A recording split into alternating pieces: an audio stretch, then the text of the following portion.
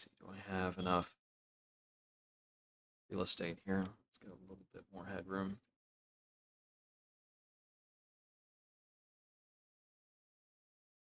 That seems about right. Da, da, da, da, da.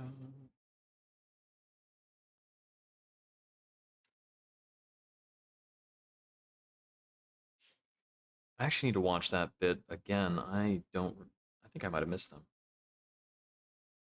Oh, looks like the audio's not being captured. Hmm.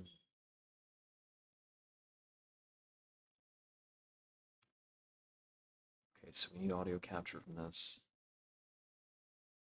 Why aren't we getting that? So, browser window here. Um, why are we not catching audio from that?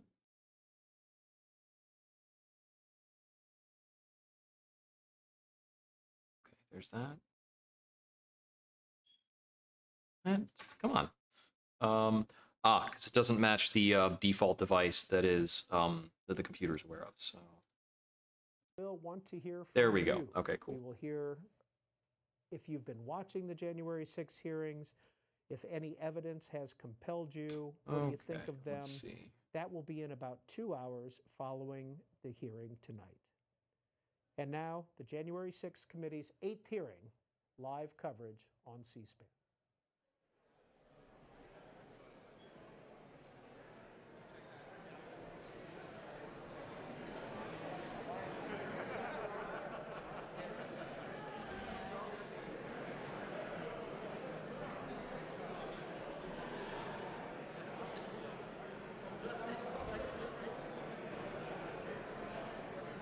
Okay. Looks like we've got everything ready. I'm gonna go refresh my coffee real quick. Just a moment.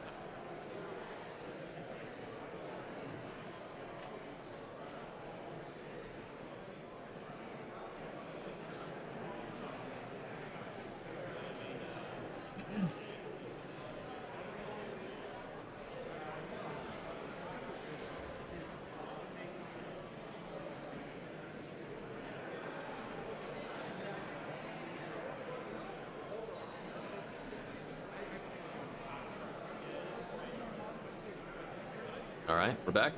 Caffeine at the ready. Let's see. Is the category right for the stream? Yep, got that going.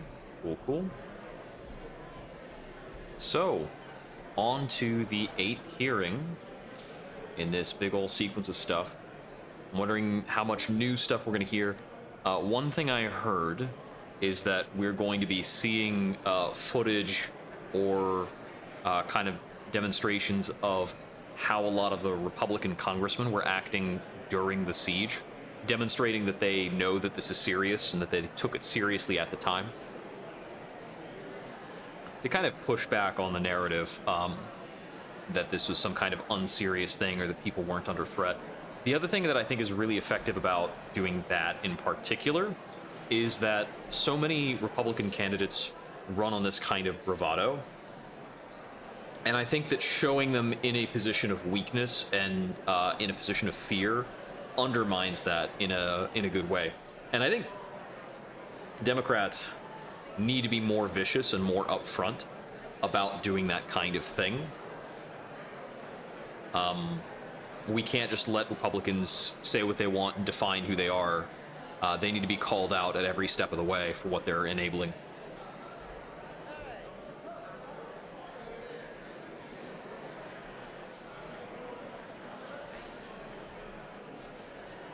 Yeah, folks in the gallery.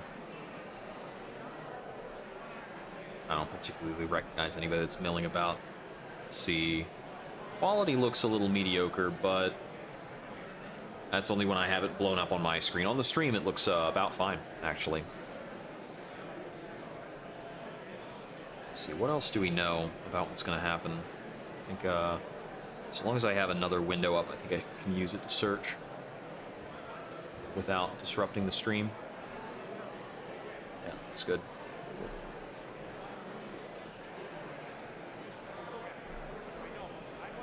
Oh, come back. Fiddling with these windows.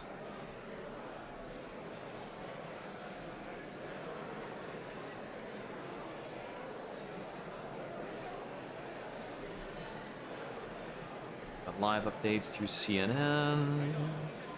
Yada yada. NPR.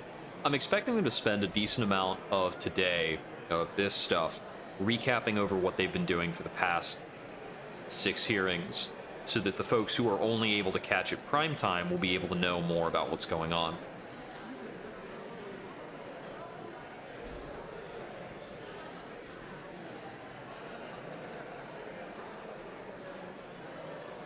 Post articles are paywalled. Is there more about this on C-SPAN? Hearing page and see if there's more details available.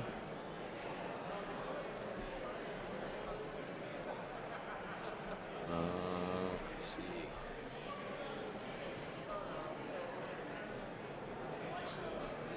It's got the archival set. If you're looking at this on the C-SPAN page, you can go back through all the other hearings, but I don't see more details there on what we're expecting to hear.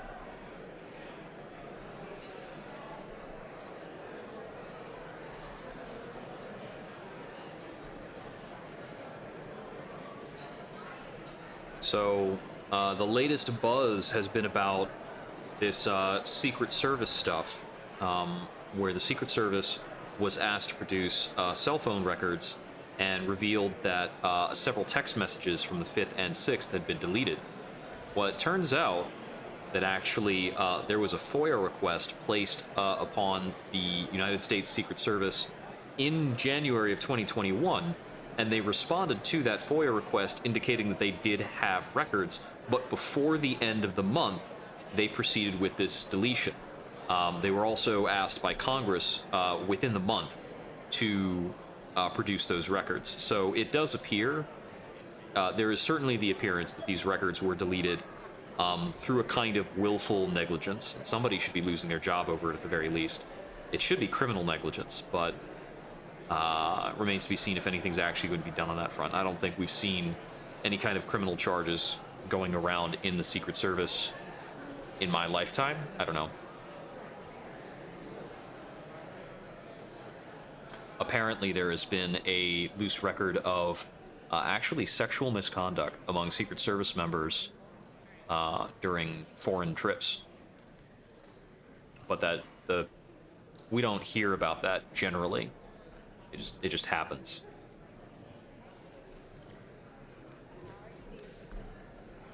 There's a reprimand, somebody gets fired or demoted or something, and the world keeps spinning. But it's pretty ridiculous.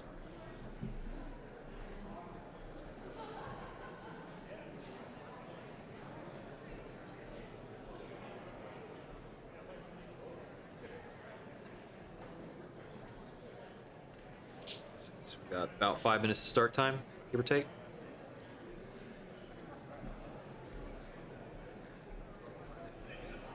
So I think it's unclear if they can subpoena the phone companies who are managing records for the Secret Service, maybe, to get that data.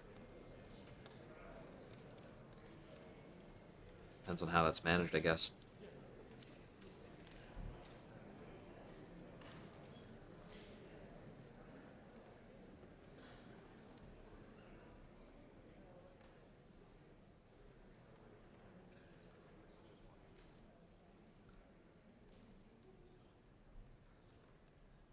So I guess we're starting soon.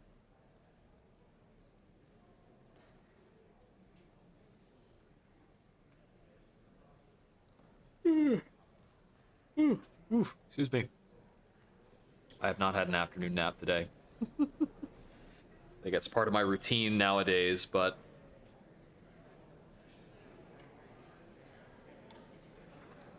I had to be really alert for an afternoon meeting for a project that I'm like the lead liaison on. I'm not actually the lead on doing the project. It's working through a contractor. We're the client for this software. We need some corrections made.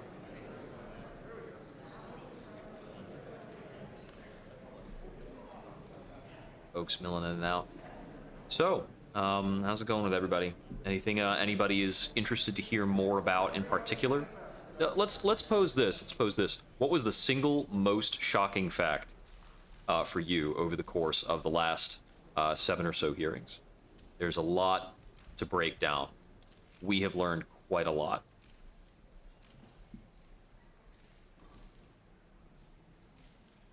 It's an important question.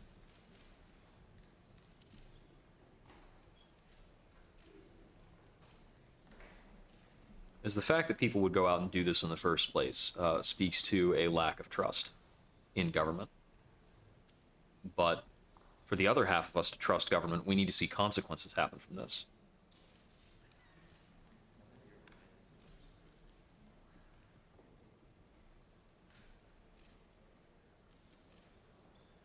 So these are our witnesses today. I haven't seen these people speak yet. I don't recognize the names either. They were showing a close-up of the plaques earlier. I can't make it out. The quality's not that good.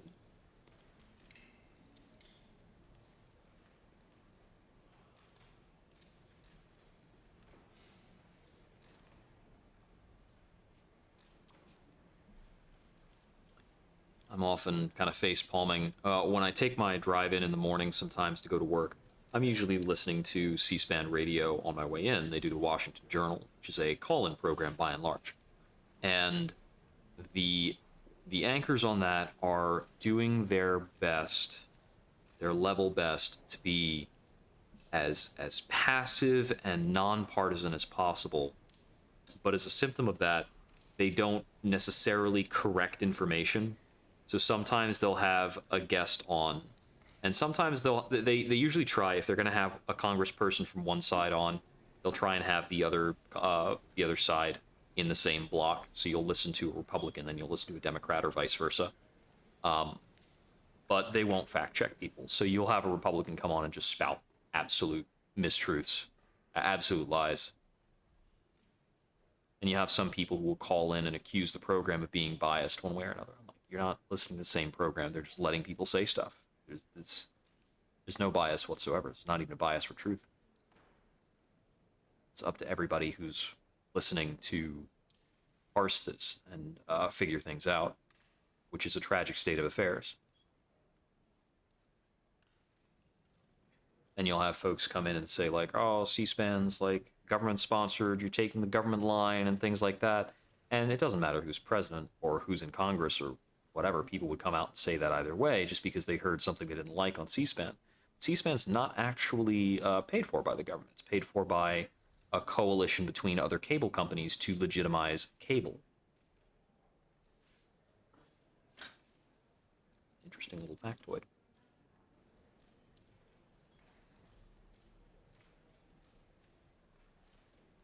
I don't recall if NPR receives any government funding. I think NPR runs entirely on donations.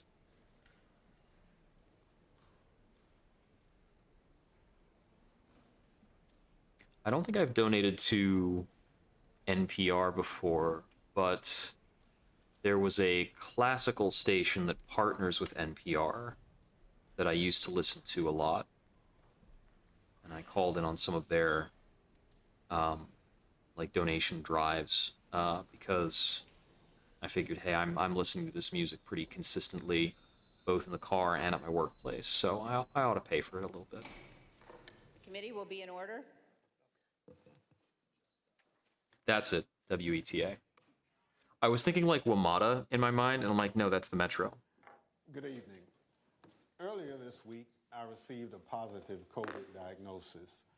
Per CDC guidelines, I've received the initial 2 shots and all of the boosters.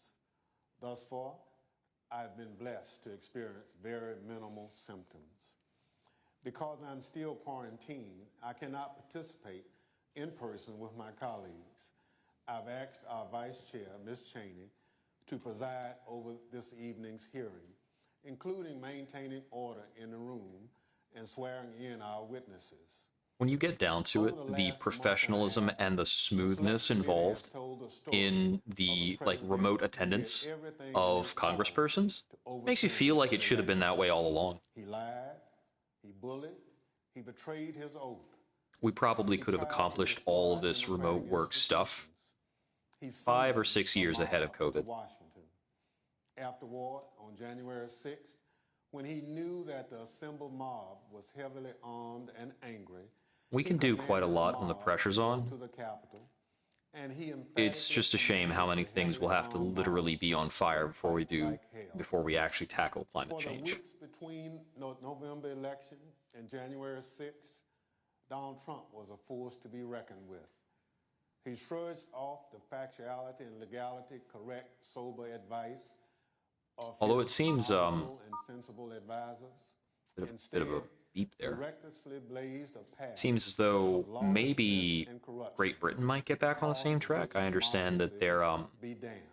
the Tories have And kind then of we stopped. splintered and fallen For apart. 187 minutes on I'm not sure what the January tilting 6th, point was when everybody this man realized of that Boris unbridled Johnson was kind of destructive a could not be loon. moved, not by his aides, not by his allies, not by the violent chants of rioters or the desperate pleas of those facing down the riot. And more tellingly, Donald Trump ignored and disregarded the desperate pleas of his own family, including Ivanka and Don Jr. I think for me, the single most important fact that came out in the course of this He sent to the is that Capitol. Donald Trump was He could aware not be that moved people to in the rise crowd from his had dining room guns. table and walk the few steps down the White House hall I think that was the into single the most press important briefing fact for room, me. where cameras were anxiously and desperately waiting to carry his message to the armed and violent mob, savagely beating and killing A lot of the other law things that we found out here, I could have guessed, and hunting down but I didn't the guess Vice that one. President and various members of Congress. He could not be moved.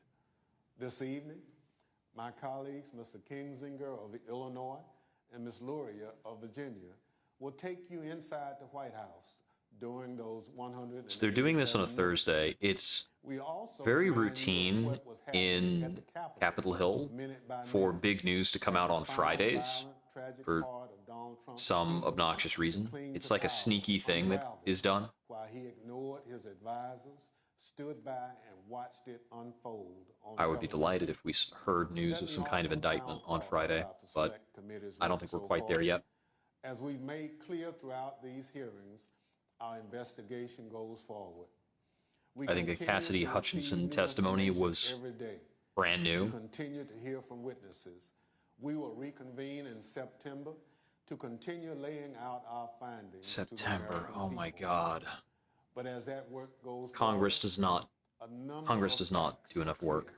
Well, they There don't. can be Congress no does not doubt spend enough time on there certain was things. A coordinated, multi-step effort to overturn an election overseen and Let's see, directed. do we have enough screen real estate for the There can presentation? be no doubt that he Yeah, commanded a Bump mob, this up a little bit. a mob he knew was heavily armed, There. violent, and It's gonna overlap the chat a little bit, but I think everybody will be okay with that. the peaceful transfer of power. And he made targets out of his own vice president and the lawmakers gathered to do the people's work. These facts have gone undisputed. And so there needs to be accountability. Accountability under the law. Accountability to Accelerationists. the American people. I haven't heard of that. Accountability at every level, from the local precincts in many states where Donald Trump and his allies attacked election workers for just doing their jobs, all the way up to the Oval Office, where Donald Trump embraced a legal advice Oh, that of is insurrectionists that a federal judge that should has not be already blocking the said view. was a coup in search of a legal theory. Our democracy withstood the attack on January 6th. If there's no accountability for January It's off the 6th, side. for every part of this scheme, I fear that we will not overcome the ongoing threat to our democracy. There must be stiff consequences for those responsible. Now I'll turn things over to our vice chair to start telling this story. Thank you, Mr. Chairman.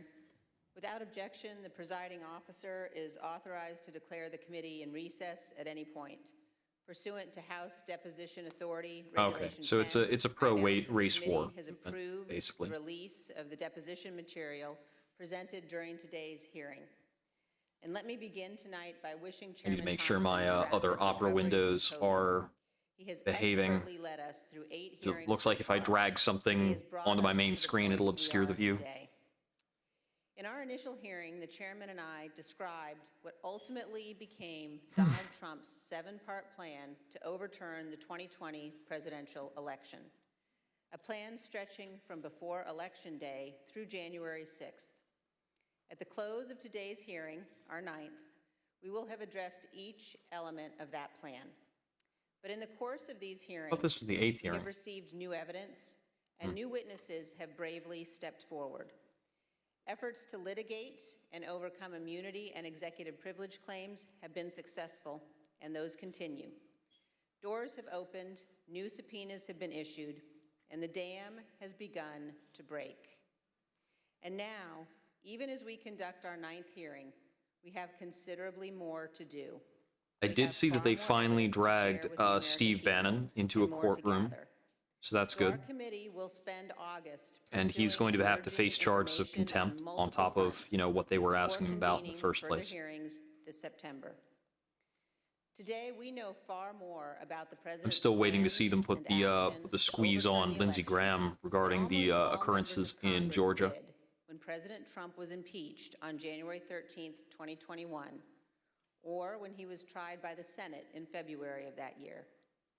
57 of 100 senators voted to convict President Trump at that time, and more than 20 others 57. said they were voting against conviction because the president's term had already expired.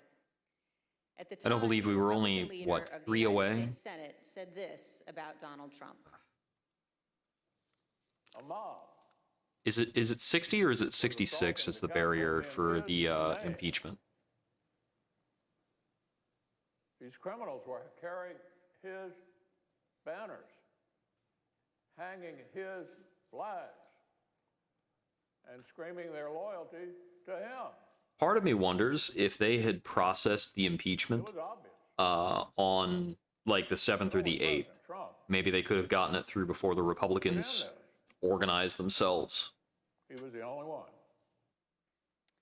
Leader McConnell reached those conclusions based on what he knew then, without any of the much more detailed evidence you will see today. Lawlessness and violence. If somebody had began at the stepped up to Capitol him on that day on January February 6th, 13th and said, okay, let's 2021 impeach him, before 1 p.m., and would he have continued just until well tucked into his after shell? darkness fell.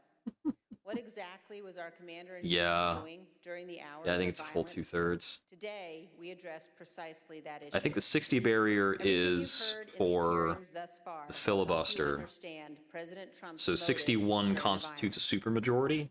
You already know Donald Trump's goal: to halt or delay Congress's official proceedings to count certified electoral votes. You know that Donald Trump tried to pressure his vice president to illegally reject votes and delay the proceedings. You know he tried to convince state officials and state legislators to flip their electoral votes from Biden to Trump. And you know Donald Trump tried to corrupt our Department of Justice to aid his scheme. But by January 6th, none of that had worked. Only one thing was succeeding on the afternoon of January 6th. Only one thing was achieving President Trump's goal. The angry, armed mob President Trump sent to the Capitol broke through security, invaded the Capitol, and forced the vote counting to stop. That's a good update on the description and the terms. It's in. She's now affirmatively including As you will armed hear, because we now have evidence of Secret that. Service agents protecting the vice president were exceptionally concerned about his safety. I don't recall if that. I don't think that's always been part of the Republican dialogue. leader Kevin McCarthy was scared, as were others in Congress, even those who themselves helped to provoke the violence. I want to see clips And as you will of see today, Donald Trump's own White House counsel, of these people own cowering, White House staff, because I think members that of his can own family, be played on all repeat implored in their him upcoming to elections. immediately intervene to condemn the violence and instruct his supporters to stand down, leave the Capitol, and disperse. Fetterman in Multiple Pennsylvania hours, he would not. has an advertisement would not that get is on the just phone in showing order the military Mehmet or Oz law enforcement kissing like agencies one to of come. those sidewalk For hours, star Donald thingamajigs, Trump chose not to answer the pleas from and he's Congress, just like playing that on repeat throughout the state. Be like, look, this guy's out of state, out of touch. That's the whole tagline of the He campaign. refused to defend our nation and our Constitution. He refused to do what every American president must. In the days after January 6th, almost no one of any political party would defend President Trump's conduct, and no one should do so today. I think Pennsylvania Thank is you, going to and I be now recognize the the gentleman metric from Virginia. by which Thank you, Madam Vice Chair. we have to judge the results this fall. Article 2 of our Constitution requires that the President If Democrats swear can't a win very Pennsylvania specific with that oath race the way it's every going, 4 years. they have Every 5 times as much president money in that swears race. Or affirms to faithfully execute the office of President of the United States, and to the best of their ability, preserve, protect, and defend the Constitution of the United States. The President also Plus, assumes Biden told the state, constitutional so- duty to take care that our nation's laws be faithfully executed, and is the commander-in-chief. Which might just of be a our referendum military. against Trump, Our hearings have shown to be fair. the many ways in which President Trump tried to stop the peaceful transfer of power in the days leading up to January 6th. With each step of his plan, he betrayed his oath of I think we office probably got another 5 to and was 10 minutes derelict of in material his that is 100% recap. Tonight, we will further examine President Trump's actions on the day of the attack on the Capitol. Early that afternoon, President Trump instructed tens of thousands of supporters. I don't know if we've done all a near complete the breakdown of ellipse some of Trump's rally, a actions. number of whom he We've got knew the full were timeline of armed Trump with up until the various point types where of he weapons was trying to march trying to have the them Capitol. drive him to the Capitol. After telling the crowd to march multiple times, he promised he would be with them and finished his remarks at 1:10 p.m. like this. We're going to walk down, and I'll be there with you. We're going to walk down. We're going to walk down anyone you want, but I think right here we're going to walk down to the Capitol.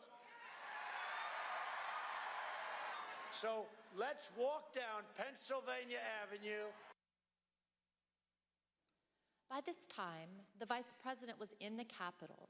The joint session of Congress to certify Joe Biden's victory was underway, and the Proud Boys and other rioters had stormed through the first barriers and begun the attack. Radio communications Okay, from so the law Proud Boys were enforcement, already formed Secret up Service, the steps at that and point. those in the White House Situation Room of these developments in real time.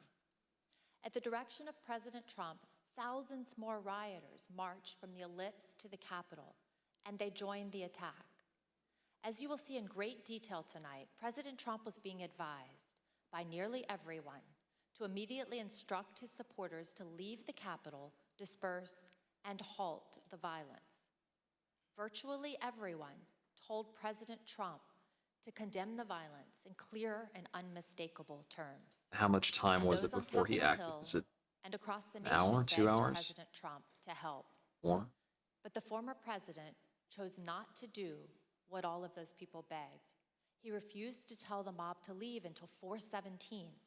So that would be about 3 hours and 7 minutes, roughly? Ending with this. So 3 go hours and 7 home. minutes after that point I in the love speech. you. You're very special. You've seen what happens. You see the way others are treated that are so bad and so evil. I know how you feel. But go home and go home in peace. By that time, 2 pipe bombs had been found at locations near the Capitol, including where the vice president-elect was conducting a meeting. Hours of hand-to-hand combat had seriously injured scores of law enforcement officers. The Capitol had been The amount of invaded, time it the takes to electoral walk count had been from there halted as to the members Capitol were building, evacuated. just like down Pennsylvania Avenue, Rioters took the that's floor of like the Senate. They less than rifled 20 through minutes or desks something. and broke into offices, and So- they nearly caught up to Vice President Pence.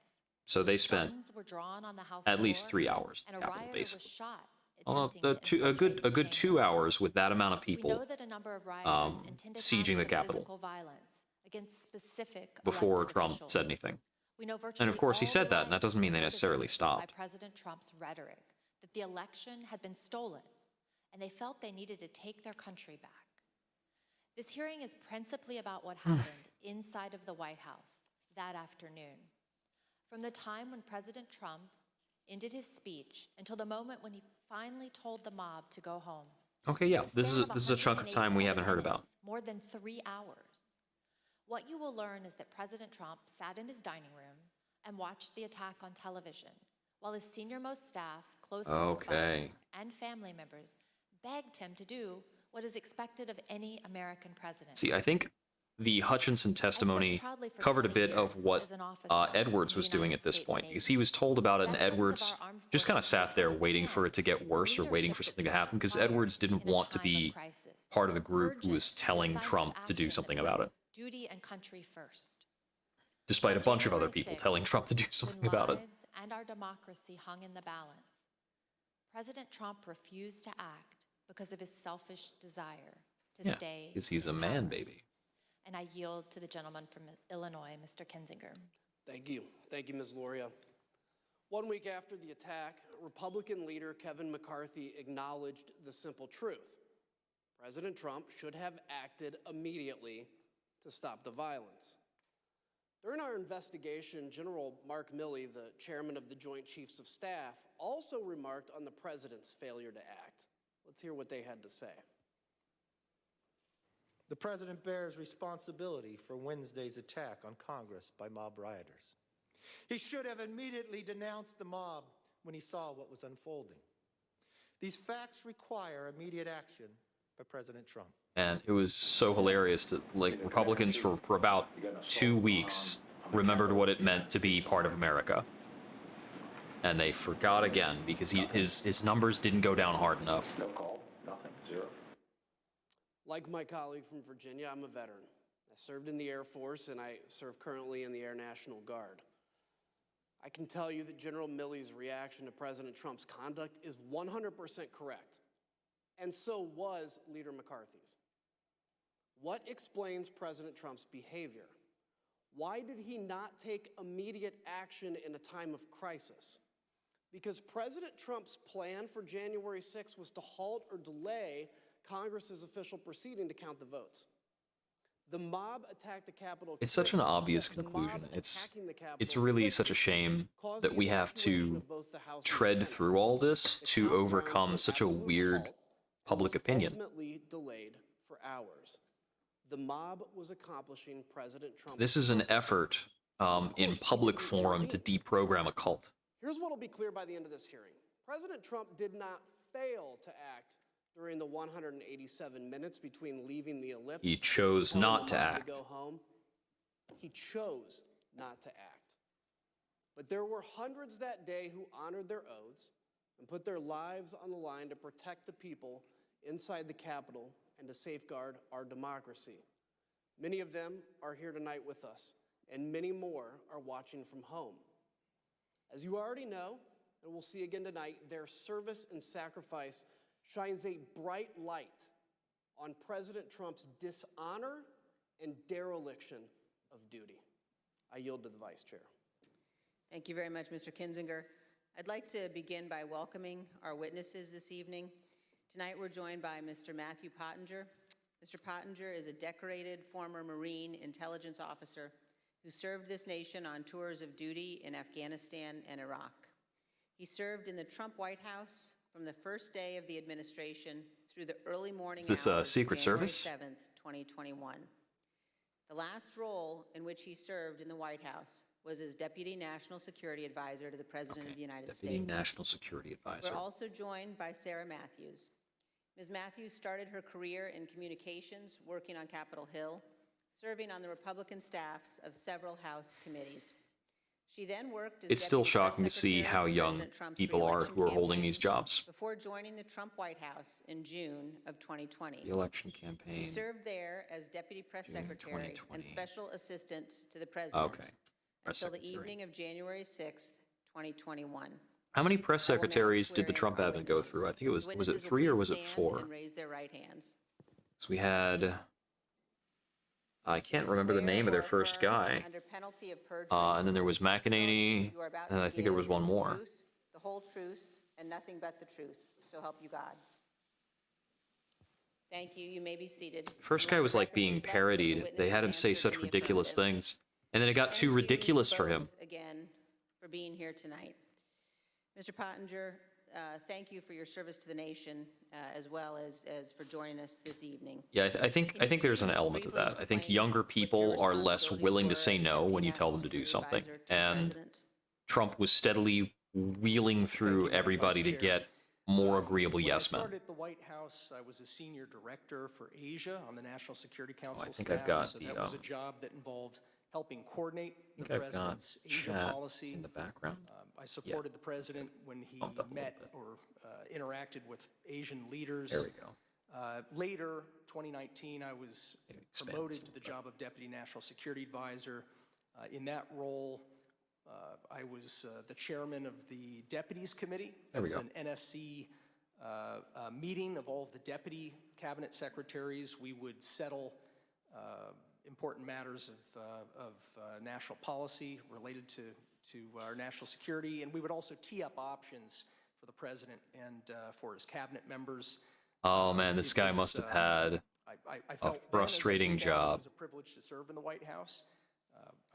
I'm also very proud of President Trump's foreign policy accomplishments. We were able to finally compete with China. We were also able to broker peace agreements between Israel and 3 Arab states. I mean, those are some examples of the types of policies that I think made our country safer.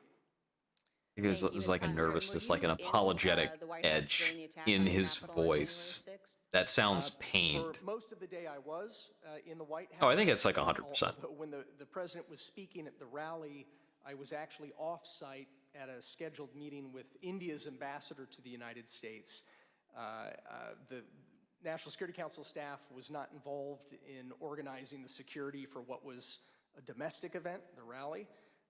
But I did return to the White House at roughly 2:30 p.m.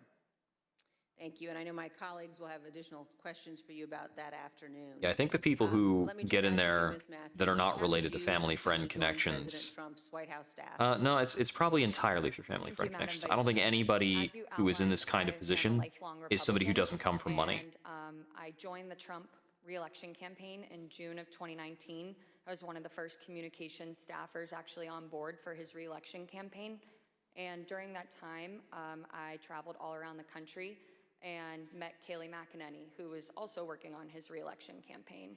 I worked there for a year, and I formed a close relationship with Miss McEnany, and she moved over to the White House in April of 2020 to start as Kayleigh White House McEnany was press such a secretary, disgusting and she brought liar. over a group of campaign staff with her, and so I joined her. Listening to her was painful when they allowed her to speak. Like the few press conferences they continued to have before they cut them off entirely, she would just step out and lie. West Wing that day. No consequences. And now I'd like to recognize the gentlewoman from Virginia and the gentleman from Illinois. All of our systems are not tuned to people just turning away from the truth like that. As you've seen in our prior hearings, President Trump summoned the mob to D.C. on January 6th. Before he went on stage, he knew some of them were armed and prepared for combat. During his speech, he implored them to march to the Capitol, as he had always planned to do. By the time he walked off the stage, his supporters had already breached the outer perimeter of the Capitol at the foot of Capitol Hill. Since our last hearings, we've received new testimony from a security professional working in the White House complex. The footage from the first January hearing was 6th, really like a snap access to to moment relevant information coming into and this. responsibility to report to national security officials. This security By the official way, told us that the White House was aware of my multiple viewership has reports gotten of up weapons enough in the that I crowd that believe it is morning. occasionally pestering people with These advertisements. Please let me know if the advertisement the fear of retribution frequency is like a bit expressed by much. certain national I think I security can go leaders back in who and have come like forward tune it. to I've tell just the got it at truth. like the default settings right Therefore, now. taken steps to protect this national security individual's identity. I know that can be a little bothersome. Listen to this clip from What their was testimony. the consistent message from the people about this idea of the president to walk to the Capitol? To be completely honest, we were all in a state of shock. Because why? Because it just, one, I think the actual- Because it was clearly illegal. And then also, we all knew what that implicated and what that meant. That this was no longer a rally, that this was going to move to something else if he physically walked to the Capitol. I don't know if you want to use the word insurrection, coup, whatever. We all knew that this would move from a normal, democratic, public event into something else. So I think it's only minimally compelling to have some of the hidden identity voices. I think the people who need to be convinced regarding this are not going to buy anonymous reporting, because we're talking about like real conspiracy nutheads that need to be kind of Even though he understood peeled many away of from his their supporters conspiracy were armed, nutheadism. The president was still adamant to go to the Capitol when he got off the stage at the Ellipse. Yeah. But his Secret Service detail was equally determined to not let him go. That led to a heated argument with the detail that delayed the departure of the motorcade to the White House. We have evidence from multiple sources regarding an angry exchange in the presidential SUV, including testimony we will disclose today from 2 witnesses who confirmed that a confrontation So they're building occurred. up on The Cassidy first Hutchinson's witness is testimony. a former White House employee with national security responsibilities. After seeing the initial violence at the Capitol on TV, the individual went to see Tony Ornato, the deputy chief of staff in his office. Mr. Ornato was there with Bobby Engel, the president's lead Secret Service agent. I feel like the employee name told us that Tony Mr. Ornato like said has to be The fake. president was, quote, irate. His name is when Tornado. Mr. Engel refused to drive him to the Capitol. Mr. Engel did not refute what Mr. Sometimes Ornato reality said. is stranger than fiction. The second witness is retired Sergeant Mark Robinson of the D.C. Police Department, who was assigned to the president's motorcade that day. He sat in the lead vehicle with a Secret Service agent responsible for the motorcade, also called the TS agent. Here's how Sergeant Robinson remembered the exchange. Was there any description Okay, here's a of definite what, person with a what was definite name. occurring in the car? No, the only description I received was that the president was upset and that he was adamant about going to the Capitol, and there was a heated discussion about that. And when you say heated, is that your word or is that the word that was described by the TS agent? No, were described by the TS agent, meaning that the president was upset, and he was saying there was a heated argument or discussion about going to the Capitol. So it's not corroborating the physical altercation. With the president. Probably over 100 times. And in that 100 times, have you ever witnessed another discussion of an argument or heated discussion with the president where the president was I think that's one of the important reasons why they're so prominently featuring testimony from Republicans. That's been very much the stratagem of this hearing and a lot of the attempts to convince. That individuals in the crowd were armed. But then they just get labeled like rhinos by certain people. I suppose there's a kind of creamy political nougat center of independent people who refuse to make up their minds, and swaying them is one of the important elements here. So maybe they're responsive to people like that. Responding to those individuals. And so there's always a concern when there's a protest in the area. And like other witnesses, Sergeant Robinson told us that the president still wanted to travel to the Capitol, even after returning to the White House. So at the end of the speech, what was the plan supposed to be? So at the end of the speech, we do know that while inside the limo, the president was still adamant about going to the Capitol. That's being relayed to me by the TS agent. And so we did park the Ellipse and we responded back to the White House. However, the motorcade, the protest motorcade was placed on standby. And so we were told to stand by on West Exec until they confirmed whether or not the president was going to go to the Capitol.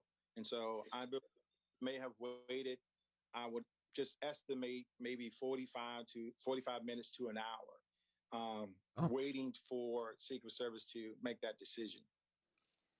The Okay, motorcade that's waited longer than at the normal, I White think. House for more than 45 minutes before being released. The committee is also aware that accounts Okay, of no, an angry okay, so confrontation they in the made it to the presidential White SUV House, have and then circulated they widely stayed there for 45 minutes to see if they were going to go from the White House Disclosures have afterwards? also caused the committee to subpoena yet further information from the Secret Service, which we've begun to receive and will continue to assess. The committee is also aware that certain Secret Service witnesses have now retained new private counsel. We anticipate further testimony under oath and other new information. So some of the Secret Service people have lawyered up. After the Secret Service refused to take President Trump to the Capitol, he returned to the White House. Be right back. I'm going to turn on a little bit more light in the room. Is a photo of him inside the Oval Office immediately after he returned from the rally, still wearing his overcoat. A White House employee informed the president as soon as he returned to the Oval about the riot at the Capitol. There we go. Let me repeat that. Within 15 Little bit minutes brighter. of leaving the stage, President Trump knew that the Capitol was besieged and under attack. At 1:25, President Trump went to the private dining room off the Oval Office. From 1:25 until 4 o'clock, They've got it labeled by the minute. stayed in his dining room. Just to give you a sense of where the dining room is situated in the West Wing, let's take a look at this floor plan.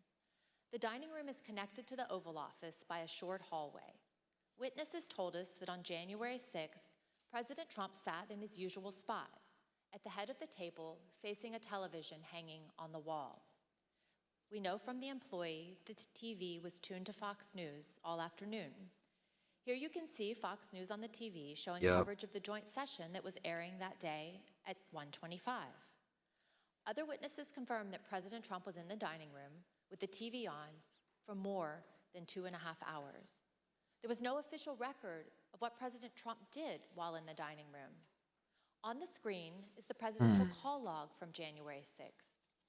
As you can see, there's no official record of President Trump receiving or placing a call between 11:06 and 6:54. They deleted the received records As to too? what the president was doing that afternoon. The presidential daily Wow. diary is also silent. It contains no information from the period between 1:21 p.m. and 4:03 p.m. There are also no photos of President Trump during this critical period between 1:21 in the Oval Office and when he went outside to the Rose Garden after 4 o'clock. The chief White House photographer wanted to take pictures because it was, in her words, very important for his archives and for history. But she was told, quote, no photographs. Despite the lack of So the photos, I think they probably blocked out. The official record in the diary, I think they probably didn't write anything. If they don't have a record of any incoming calls during that period, I think some records were erased. So are you aware of? Oh yeah, I don't think the floor plan of the White House is a secret. The United States to the Secretary of Defense that day? Not that I'm aware of, no. Are you aware of any phone call by the President of the United States to the Attorney General? They've displayed some things about the floor plan in earlier hearings as well. Are you aware of any phone call by the President of the United States to the Secretary of Homeland Security that day? I'm not aware of that, no. Did you ever hear the the President No. ask for the National No. Guard? Did you ever hear the President ask for law enforcement response? No. So as somebody who worked in the national security space and with the National Security Council, if there were going to be troops present or called up for a rally in Washington, D.C., for example, is that something that you would have been aware of? I would have. Do you know if you asked anybody to reach out to any of those that we just listed off? National Guard, DOD, FBI, Homeland Security, Secret Service, Mayor Bowser, the Capitol Police, about the situation at the Capitol? I am not aware of any of those requests. No, sir. We have confirmed. If he actually had an outgoing call log to a lot of other places, that would be exculpatory in many cases. None of them, not one, heard from President Trump. But he can't provide those because if he does have any, if there were any call logs, they were probably incriminating.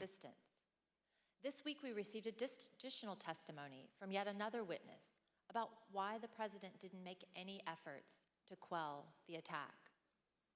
The former White House employee with national security responsibilities told us about a conversation with senior advisor Eric Hirschman and Pat Cipollone.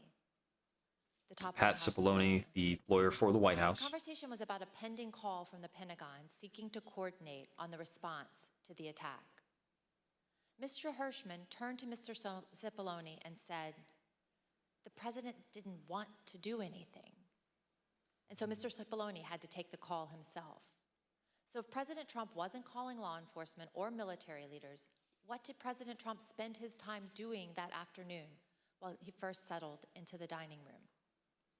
He was calling senators to encourage them to delay or object to the certification. Here's Kayleigh McEnany, his press secretary, to Here we go. explain. Because there were senators around the time who said they had conversed with the president. Senators, and then he's calling them one by one. We have the call. We have the call on the 6th between the president and Jim Jordan. As I say in my notes, I think that's a matter of record at this point. You know, I left him at that point. Because the presidential He call wanted was a list empty, of we do senators. not yet know precisely which senators President Trump was calling. But we do know from Rudy Giuliani's phone Let's be records going. that President Trump also called him I actually need to at set up 1:39 an automated system after he had to been told that the riots just were like underway at the Capitol. ban anybody who uses the Giuliani phrase was President "wanna Trump's become lead famous." election attorney. That's According actually to the very phone easy to do. records, the president's call with him lasted I approximately just 4 need to minutes. figure it out.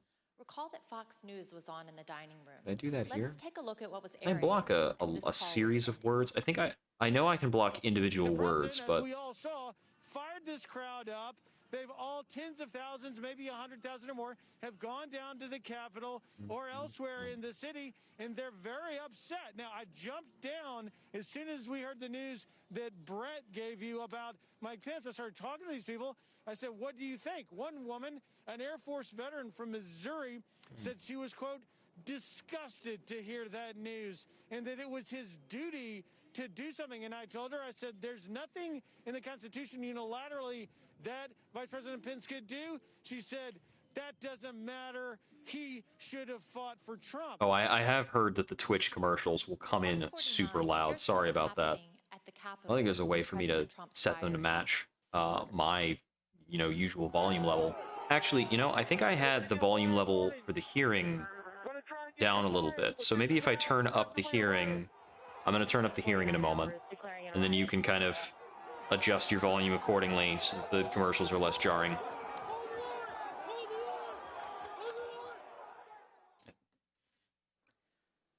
What did President Trump do at 1:49 as the DC police at the same time were declaring I had a it turned riot down at the while I was Capitol? waiting for them to spin up, and I forgot to set it As back you can up. see on the screen, he tweeted out a link to the recording of his ellipse speech. This was the same speech in which he knowingly sent an armed mob to the Capitol. Oh, so he But tweeted President out Trump made no comment his about the speech at lawlessness 1:50, and the violence. minute 39. I yield to the gentleman from Illinois. The next action President Trump took was to tweet at 2:24 p.m. Yep. What happened during the 35 minutes between his last tweet at 1:49 and 2:24? His staff repeatedly came into the room to see him and plead that he make a strong public statement condemning the violence and instructing the mob to leave the Capitol. He did not relent until after 4 o'clock when he went out. Oh, we're to gonna go get to a Rose Garden full to film his timeline of all Now this Let's Just junk. Go Home message. Pat Cipollone was a top White House lawyer. Here's what he told us about his reaction to seeing the violence and his advice throughout the afternoon. I've made a grave error. I could have made popcorn. If they go into a recess, I'm going to make some popcorn. Realizing it may have been on television, or it may have been Tony, or it may have been Bill, but I found out that people were, they weren't in the Capitol yet, but they were, and then I started watching it, and then I was aware. What specifically did you think needed to be done? I think I was pretty clear there needed to be an immediate and forceful response statement, public statement, that people need to leave the Capitol now. My question is exactly that. A lot of fade outs and comebacks in this. Violence at the Capitol right around 2 o'clock. A few of those cuts seemed like they might have been unnecessary, A but strong statement that people should leave the Capitol. Is that right? I was, and others were as well. Pat, you said that you expressed your opinion forcefully. Could you tell us exactly how you did that? Yeah, I can't. Don't have. I have to on the privilege issue, I can't talk about conversations with the president, but I can generically say that I said, you know, people need to be told.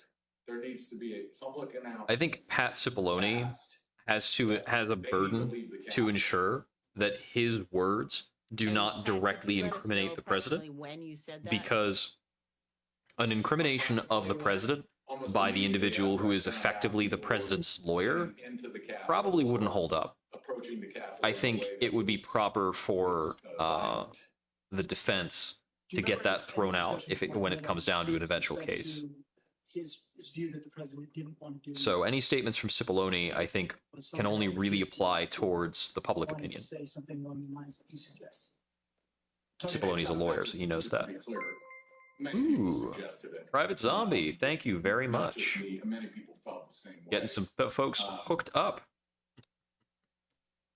I'm sure I had conversations with Mark about this during the There we go. the day and expressed my opinion very forcefully. Let's see. I think, do you get less subs when you have the I think you get. I think there's a setting that has ads go less when there are for somebody who's subscribed. I'll have to check on the settings.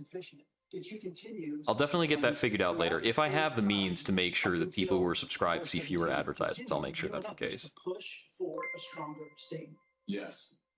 Were you joined in that effort by Ivanka Trump? Yes. Eric Hershey? Yes. I popped in on Curly the other day and dropped him a Prime sub, and he was like, if I had my Prime, I'd hit you back.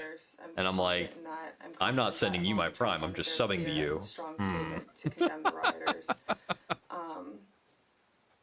I don't know the private conversation she had with Mr. Trump, but I remember when she came to the office one time with White House counsel. Yeah, I'll have to find advertisement management to see what I can do about that a bit later. Staff's office with White House counsel's office. She was talking about the speech later that day and trying to get her dad on board with saying something that was Bit from Ivanka. more direct than he had wanted to. Okay, at the that's time good. And throughout the afternoon. And I think Mark Beeps, also bugs. I remember him getting All sorts of little bings and dings, and I have none very much to customize all the little pings that happens. The Bezos bucks. Later, I remember thinking it was important to get him in there too. Okay, so if Lagstrike hasn't been catching advertisements, then yes, your subscription to the channel should definitely have an effect on that. You know, was very, as I said, I don't think there was one of these meetings where there might have been, but for the most part, I remember that both of us going down together, going back, getting on phone calls. He was also very clearly expressing this view. Pat Cipollone and Cassidy Hutchinson, an aide to Chief of Staff Mark Meadows, also told us about the Hang Mike Pence chants. As you will see, Mr. Cipollone recalled conversations about those chants in the West Wing, but he relied on executive privilege to maintain confidentiality over his and others' direct communications with the president. Although Mr. Cipollone was unwilling to provide more detail, Ms. Hutchison provided more explicit information. And this is getting back to the statement of Trump saying that he deserved it. Mark hung up the phone, handed it back to me. I went back to my desk. A couple minutes later, him and Pat came back, possibly Eric Hirschman too. I'm pretty sure Eric Hirschman was there. But I'm confident it was Pat that was there. So on the timeline, this is like an hour and a half into things before Mark Meadows really gets involved. For the vice president to be effing hung. And Mark had responded something to the effect of, you heard him, Pat. He thinks Mike deserves it. He doesn't think they're doing anything wrong. To which Pat said something, this is effing crazy.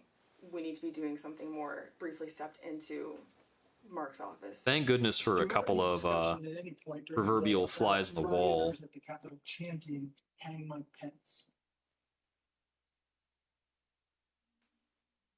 Yes, I remember hearing that about that. Yes. Yeah. I don't know if I observed that myself on TV yet. I'm just curious. So, the privilege line. oh man. You remember what you can share So, with us. given what Cassidy is saying about what he said and how he reacted to it, there's almost no question that he was acutely aware of those chants on the 6th. But this is My view of that. how he has to represent it to the committee. That is outrageous. And for anyone to suggest such a thing as the Vice President of the United States, for people in that I think crowd there's a limit chanting that, to the extent where I will appreciate somebody for being professional. outrageous and wrong. I think this man is insultingly professional. With respect to your conversations with Mr. Meadows, though, There's a spinelessness to his Of the professionalism. Vice President with him, and how did he respond? But I don't exactly expect to, like anybody who is actually working in the Trump White House. About the Vice President, and I again, the nature of his response, without recalling exactly, was he, people were doing all that they could. And what about the president? Did he indicate whether he thought the president was doing what needed to be done to protect the vice president?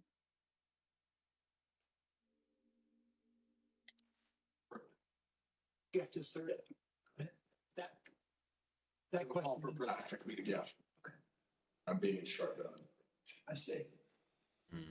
In addition, Mr. Cipollone testified that it would have been Now, I have to feasible, wonder as if that commentators on lawyer who's there television were for suggesting, Cipollone is actually like President Trump Cipollone's to lawyer, or if that's, immediately a appear mob at the lawyer, podium basically. in the press room to address the nation.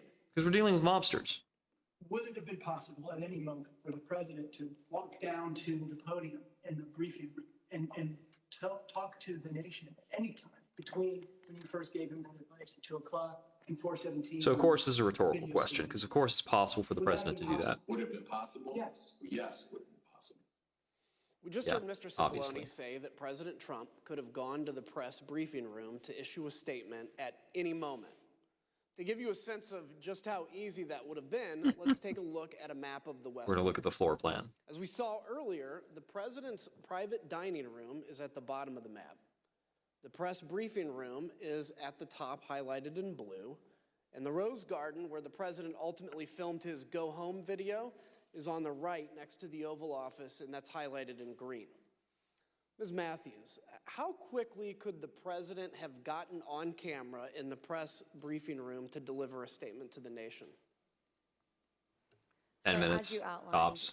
It would take probably less than 60 seconds from the Oval Office dining room over to the press briefing room. And for folks It's that more might time not to set know, up the cameras. briefing room is the room that No, we it's already see got the cameras. White It's House the press briefing room. secretary do briefings from, with the podium and the blue backdrop. And there's a camera that is on in there at all times. And so if It's the president already had wanted on. to make a statement Oh, and address the man. American people, he could have been on camera almost instantly. And conversely, the White House press corps has offices that are located directly behind the briefing room. And so if he had wanted to make an address from the Oval Office, I'd like for us to he have a could have president again assembled the White who House press goes on corps camera every now and then to matter just of say, like, minutes to get hey, them into the America, Oval for what's him up? to do an on-camera address. It's like, Other witnesses gonna, have given us their just going to give you a views on pulse that check, question. because I'm a chill For guy, example, and I care. General Keith Kellogg told us that some staff were concerned that a live appearance by the president at the microphones at that moment could actually make matters worse. He told us he recommended against doing a press conference because during his 4 years in the Trump administration, quote, there wasn't a single clean press conference we had had. President Trump's advisors knew his state of mind at that moment, and they were worried about what he would say. They were worried he was going to incite more violence. I yield to the gentlewoman from That's actually very appropriate. As you've heard, That's a very by 2 legitimate o'clock, concern. Multiple staff members in the White House recognized that a serious situation was underway at the Capitol. Personally, I recall being evacuated from the House office building where we're sitting before this time. It was due to the discovery of 2 pipe bombs in nearby buildings. Ms. Perhaps Matthews, not now. around I mean, the same time, we used you were to watching have the fireside violence unfold chats. on television and social media. And now, when we're more connected than including ever, with Ben the Williams, president is a senior more aide to distant than he Mark was then. Meadows and the acting director So it's peculiar. of communications. You told us that before President Trump sent his next tweet at 2:24, Mr. Williamson got up to go see Mr. Meadows, and you got up to go see Kayleigh McEnany. Why did you both do that? So Ben and I were watching the coverage unfold from one of the offices in the West Wing, and we both recognized that the situation was escalating, and it was escalating quickly, and that the president needed to be out there immediately to tell these people to go home and condemn the violence that we were Yeah. seeing. So you're going So to I consult with your told him that seniors I about was how gonna to, make that you know, recommendation to Kaylee, properly and babysit he said the he was going president to make the of the same United States recommendation of to the Chief America. of Staff, Mark Meadows. Yeah.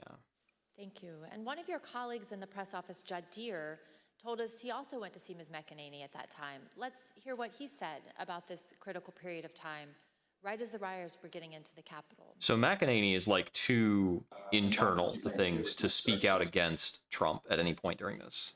Well, I mean, it appears that individuals are storming the U.S. Capitol building. They also appear to be supporters of Donald Trump who may have been in attendance at the rally. We're going to need to say something. And did you have a view as to what should be said by the White House? If I recall, I told Kaylee that I thought that we needed to encourage individuals to stop, to respect law enforcement, and to go home. Although President Trump was aware of the ongoing riot, he did not take any immediate action to address the lawlessness. Instead, at 2:03, he called Rudy Giuliani again, and that call lasted for over 8 minutes.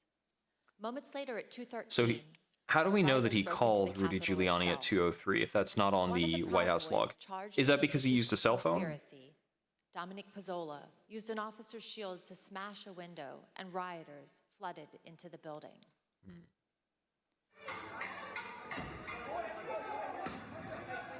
Minute 63.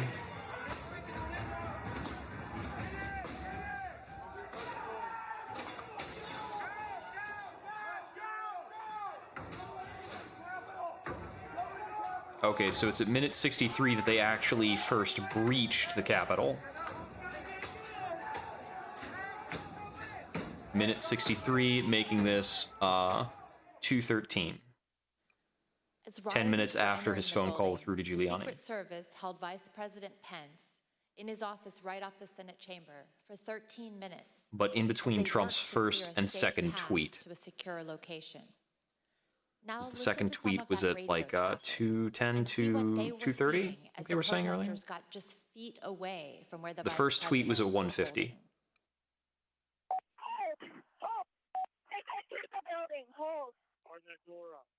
If we're moving, we need to move now. Copy. If we lose any more time, we may lose the ability to leave. So if we're going to leave, we need to do it now. They've gained access to the second floor, and I've got public about 5 feet from me down here below. Okay, copy. They are on the second floor, moving in now. We may want to consider getting out and leaving now. Copy. Will we encounter the people once we make our way? Repeat. Encounter any individuals if we made our way to the. There's 6 officers between us and the people that are 5 to 10 feet So away she's from the one in the back there on the radio. Go ahead. We have a clear shot if we move quickly. We got smoke downstairs set by unknown smoke set downstairs by the protesters. Is that route compromised? We have the is secure. However, we will bypass some protesters that are being contained. There is Yeah, this is smoke, what was spoke of unknown earlier. What kind of smoke it is. Copy. Clear, we're coming out now. All right, make a way.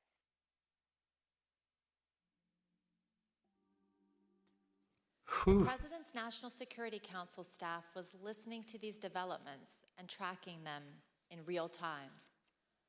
On the screen, you can see excerpts from the chat logs among the President's National Security Council staff. At 2:13, the staff learned that the rioters were kicking in the windows at the Capitol. Explosions 3 on the minutes later, rotunda the staff steps. said the Vice President was being pulled, which meant agents evacuated him from the Senate floor. At 2:24, the staff noted that the Secret Service agents at the Capitol did not, quote, sound good right now.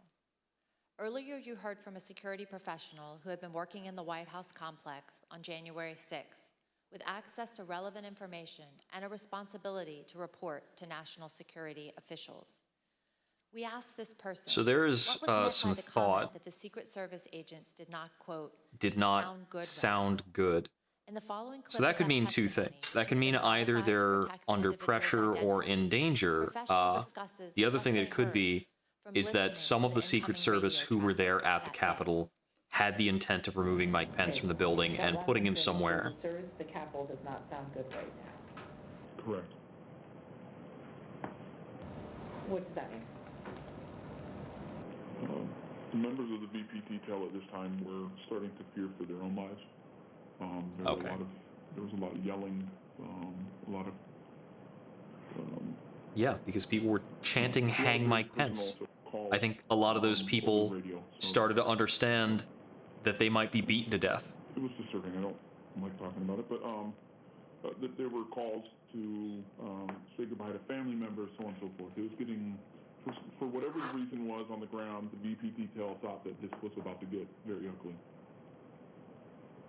And did you hear that over the radio?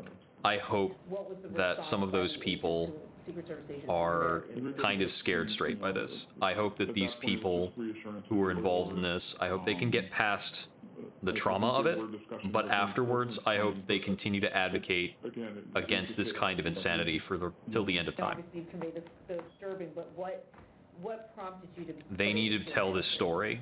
As it states there, service to the If Capitol. they're running out of options and they're getting nervous, it sounds like that we came very close to either service having to use lethal options or worse. Like at that point, I don't know. Is the VP compromised? Is the detail I don't Yeah. know. So we had the VP and some of the Congress people passed within like 20 feet of the protesters. If people came within 5 feet of that security detail, As this next video shows, we probably would have had riot Secret anger Service have to open spoke fire on focused civilians. Well, like primarily civilians, but on Vice insurrectionists. President Mike So Pence. tricky. This woman comes up to Things the could have been side of so us much worse and in the she 6th. says, There was so many Pence coincidences and important moments. so it was kind of like, okay, well, in my mind, I was thinking, well, that's it, you know. Well, my son-in-law looks at me and he says, I want to go in. What percentage of the crowd is going to the Capitol? 100%. It is spread like wildfire. Facing Pence charges has betrayed related to us, January and 6th. everybody's marching on the Capitol. All 1 million of us. It's insane.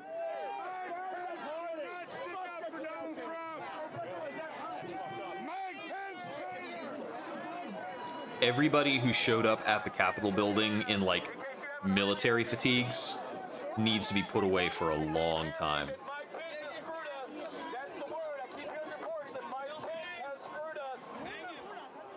Did people appear angry? Oh yeah, that's true. as you were That's true. walking There's a through lot the of people who Capitol? are just like congressional aides Seem like they're very upset. getting tossed about Tell us this. some of the I was things that thinking were about said like people who are part of the Trump campaign and people who are part of the Trump White House, because to some extent they're victims. To another extent, they kind of made their bed. Vice President Pence was going to accept the electorals. I mean, it was a little. If you could think it up, you were hearing it. I believe that Vice President Pence was going to certify the electoral votes and This is Fox at or not 2:20, certify them, which but I means guess Donald that's Trump was changed, watching this. Correct. And it's a very big disappointment. I think there's several 100,000 people here that are very disappointed. President Trump did not try to calm his thousands of disappointed supporters. Instead, at almost the same moment, violence was getting completely out of hand. I think it's Donald almost Trump sent his 224 tweet. The president the said 224 tweet. Okay. Mike Pence didn't have the And this is courage after to do people what should have been done breached to the building. protect our country and our Constitution. Despite knowing the Capitol had been breached and the mob was in the building, President Trump called Mike Pence a coward and placed all the blame on him for not stopping the certification. He put a target on his own vice president's back. Mr. Pottinger and Ms. Matthews, when we ask you about your reaction Even to seeing now, the Mike 224 Pence tweet in real is time, continuing to you both support used Donald the Trump. same imagery to describe it. Mike President Trump was Pence adding had a fuel statement to the out like fire. a week ago, maybe Mr. a week and a Pottinger, half, you made the that was decision favorable to resign Donald Trump. after seeing this tweet. Can you please tell us why? Yes. So that was Mike Pence is an unbelievable pretty person. soon after or shortly before I'd gotten back to the White House. I'd come from off-site. I began to see for the first time those images on TV of the chaos that was unfolding at the Capitol. One of my aides handed me a sheet of paper that contained the tweet that you just read. I think the degree to which read it Mike Pence is a was quite disturbed by it. craven human I being was disturbed is and worried difficult see to that the express. president was attacking That Vice President Pence somebody for doing can his attempt a coup, constitutional threaten his duty. life, do So the all this tweet other looked to me stuff. like the He opposite can of watch what all these hearings, but he really still needed at speaks that in support of moment, Donald which was Trump, a de-escalation,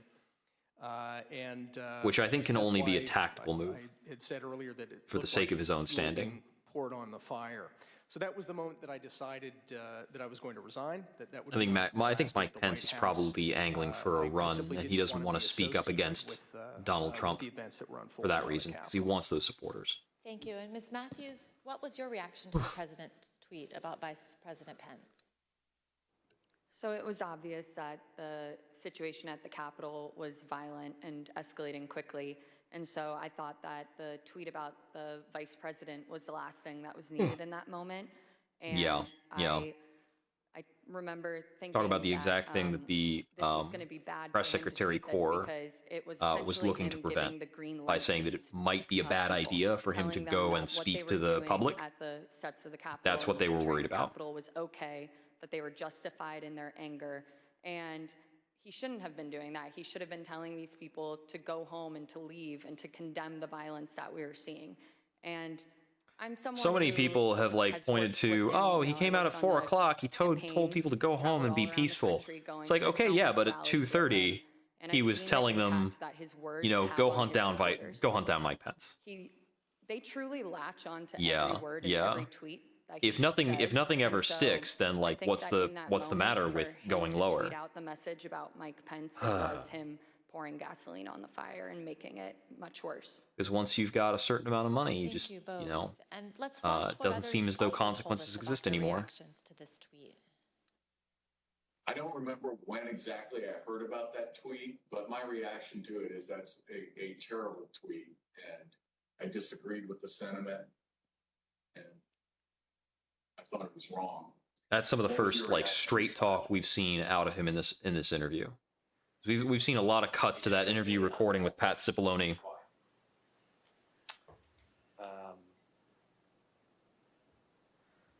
It wasn't the message that we needed at that time. It wasn't going to. The scenes at the U.S. Capitol were only getting worse at that point. This was not going to help that.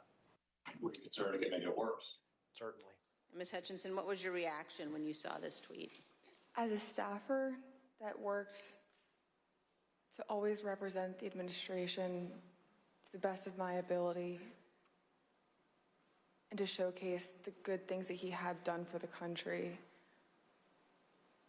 I remember feeling frustrated, disappointed, and really, it felt personal. It was really sad. As an American, I was disgusted. It was unpatriotic. It was un-American. We were watching the Capitol building get defaced over a lie.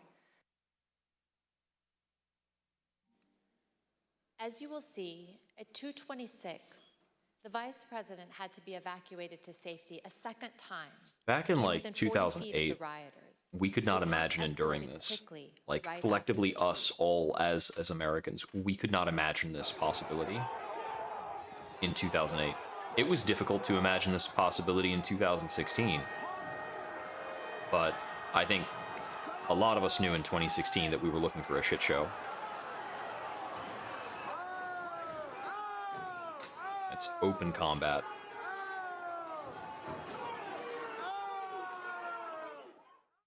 They couldn't get those shutters down in time. During this chaos, what did President Trump do at that point?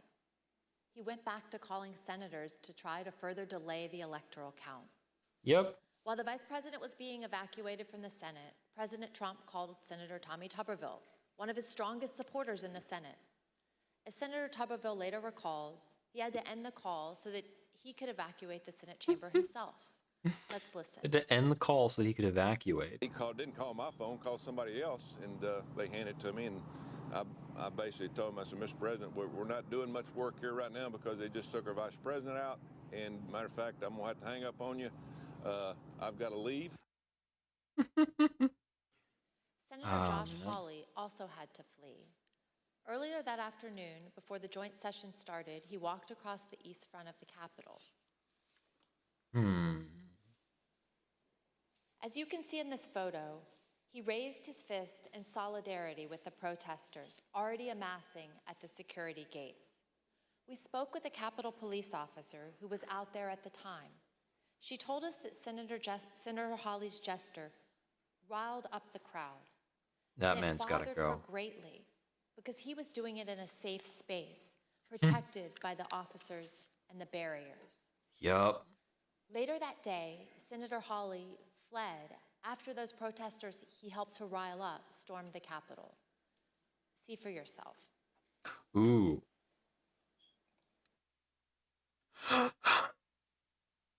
Oh, wow.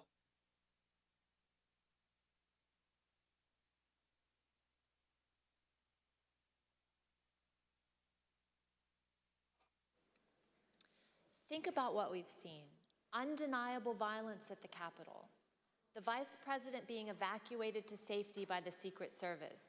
Senators running through the hallways of the Senate to get away from the mob. As the commander-in-chief, President Trump was oath and duty bound to protect the Capitol. His senior staff understood that. Senators literally running. Do you believe, Jared, that Wow. the president has an obligation to ensure a peaceful transfer of power? Yes. And do you think the president has an obligation to defend all three branches of our government? That I firebrand, believe so. Jared Kushner. And I assume you also would agree the president has a particular obligation to take care that the laws be faithfully executed.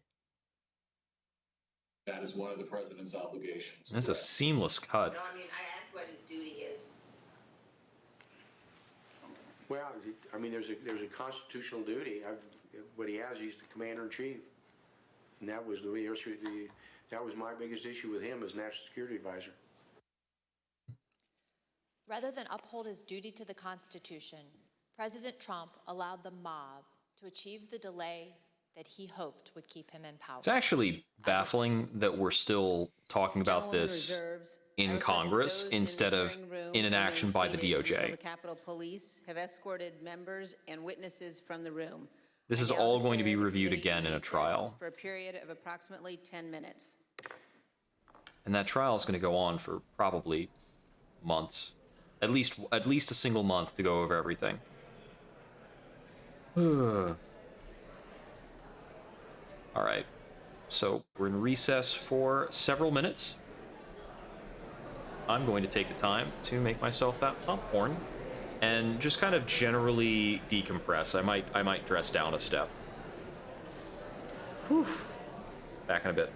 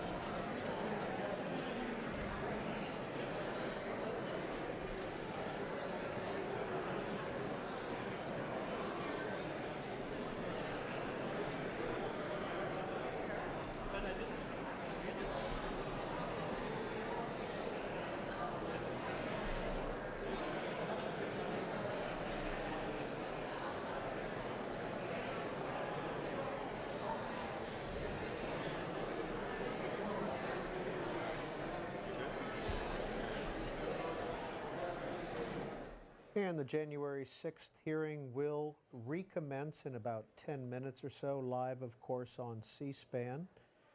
A reminder, I am wondering how much that more this we'll January be getting 6th into for committee tonight. hearing and all So other we've got C-SPAN a decent programming bit is of the brought to you as a timeline for the public president. service by I don't these know if there's any television more companies, including occurrences Xfinity, between, Cox, and because we Spectrum. worked up to about C-SPAN is the maybe only place to 2:30, gather 2:40 in the and have timeline. coverage of Congress, So free we from haven't gotten to his bias or 4 o'clock bit. commentary. So I suppose they still have an Now, if hour you of are things to away from your recap. TV, you can also watch this hearing live on C-SPAN Now, our free mobile video app.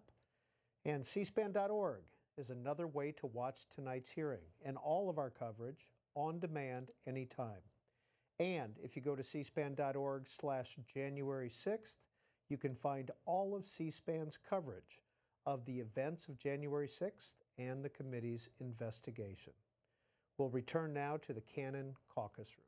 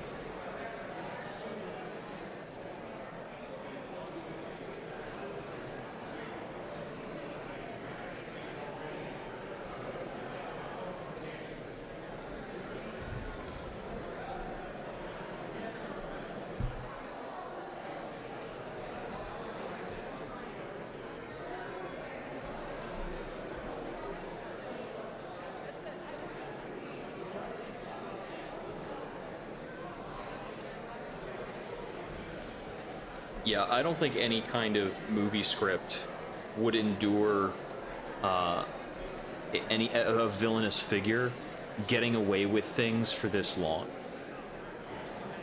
That's why they had to. That's why everybody stopped watching House of Cards. It's like, oh, well, this is just like, this is tamer than reality now.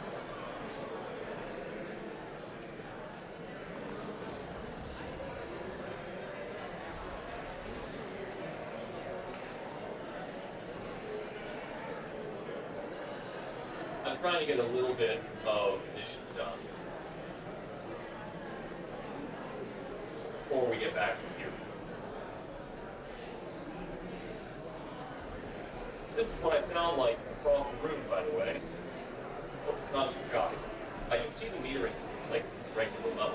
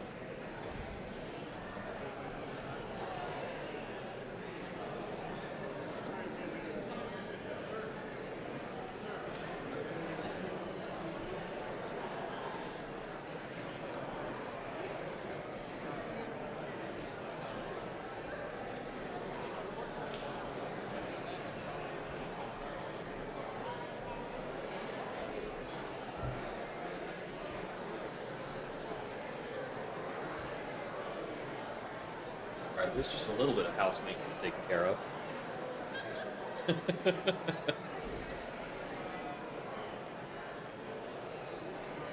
Let's see, what are people, how are people reacting on Reddit or like some other area?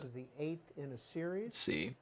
Is C-SPAN going over some reactions, maybe? Congresswoman Luria indicates Just a that little there may bit. be more hearings in the future. I mean, there This certainly hearing should be will more hearings in the resume in future. about 4 minutes, and it will go 4 for minutes, about all another right. hour.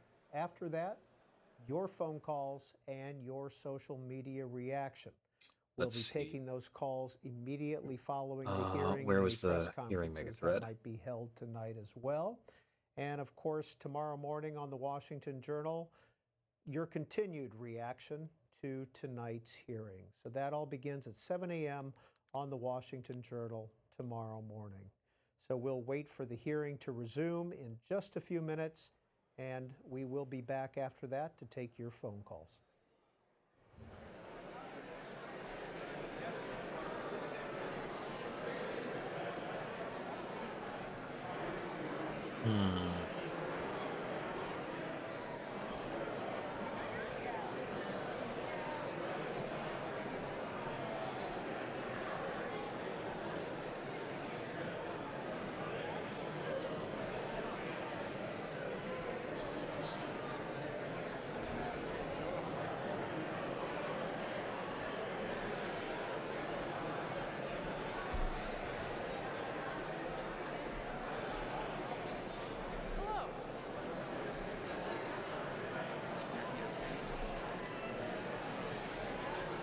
Let's see.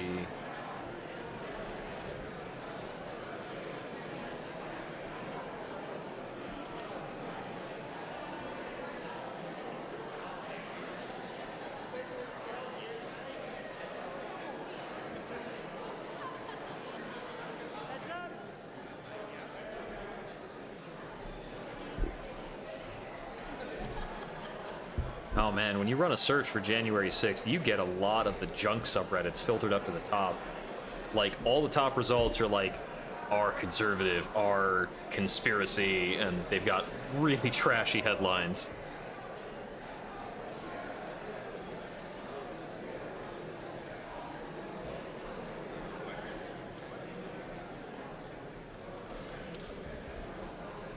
Is it just on the politics subreddit? Okay, here's the discussion thread. Well, they're about to sit again soon, so. All right, let me grab that popcorn.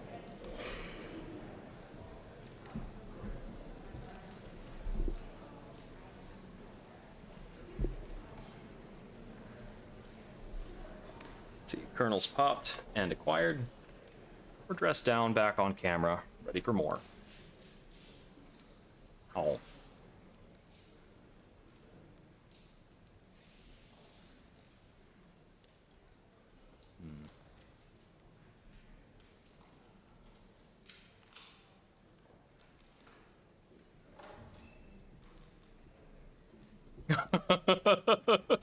Somebody made a GIF of Josh Hawley running across that hallway.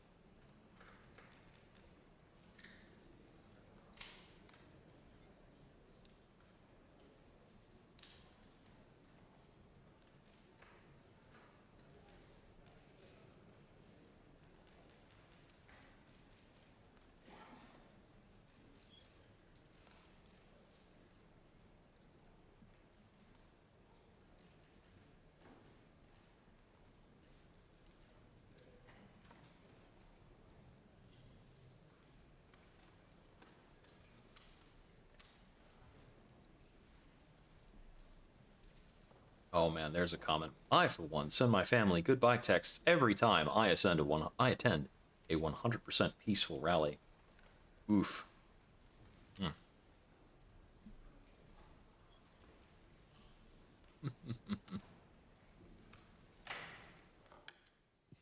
The committee will be in order. I now recognize the gentleman from Illinois. All right, what are we getting into Left next? at the recess just after President Trump's 224 tweet attacking the vice president. By this time, the president had been in his dining room for an hour. I want you to just think of what you would have done if you were in his shoes and had the power to end the violence. You would have immediately and forcefully told the rioters to stop and leave.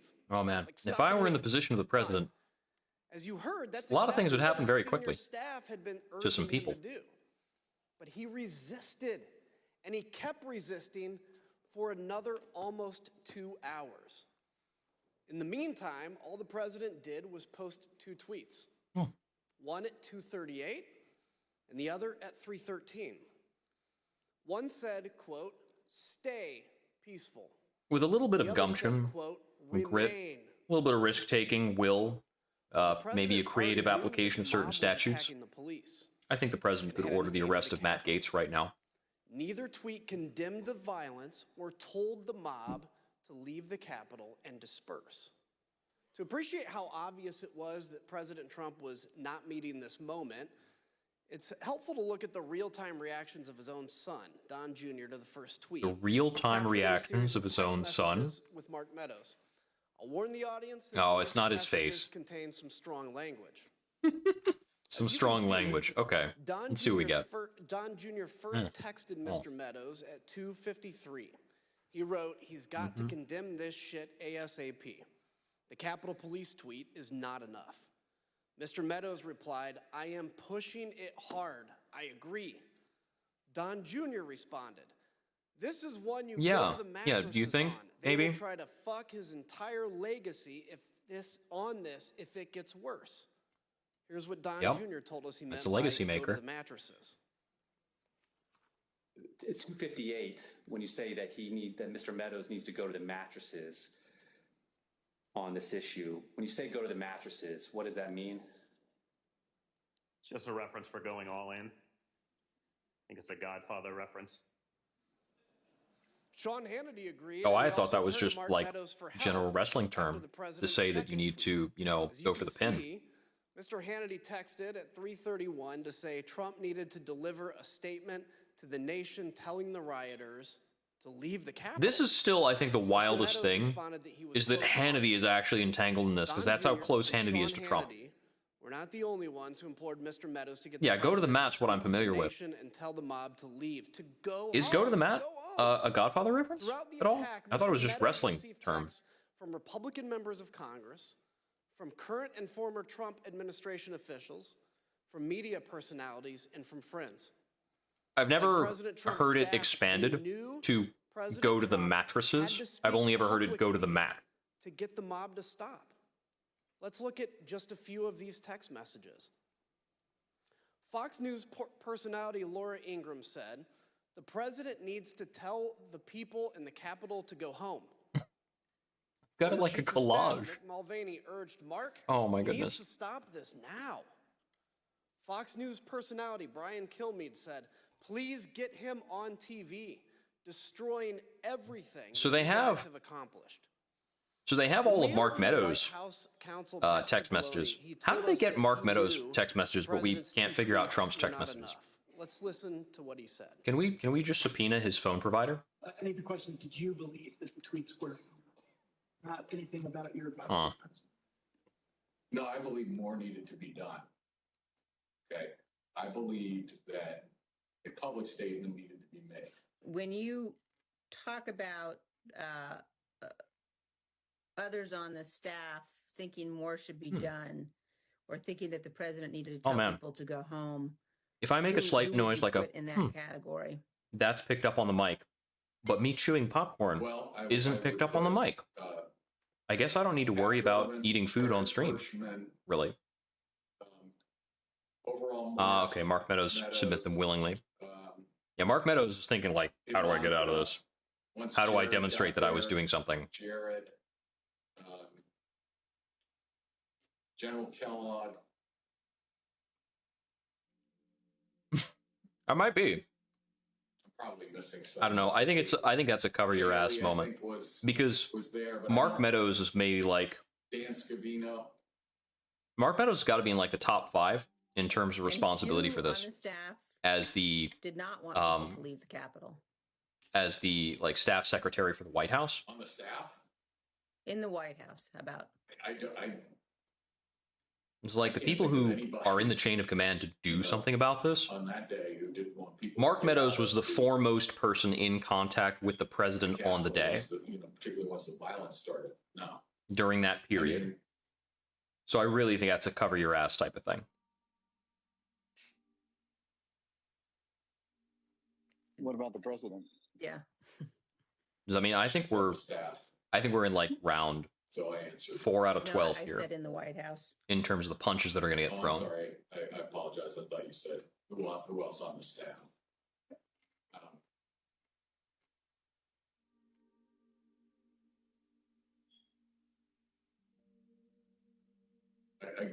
I can't reveal communications, but obviously I think, you know,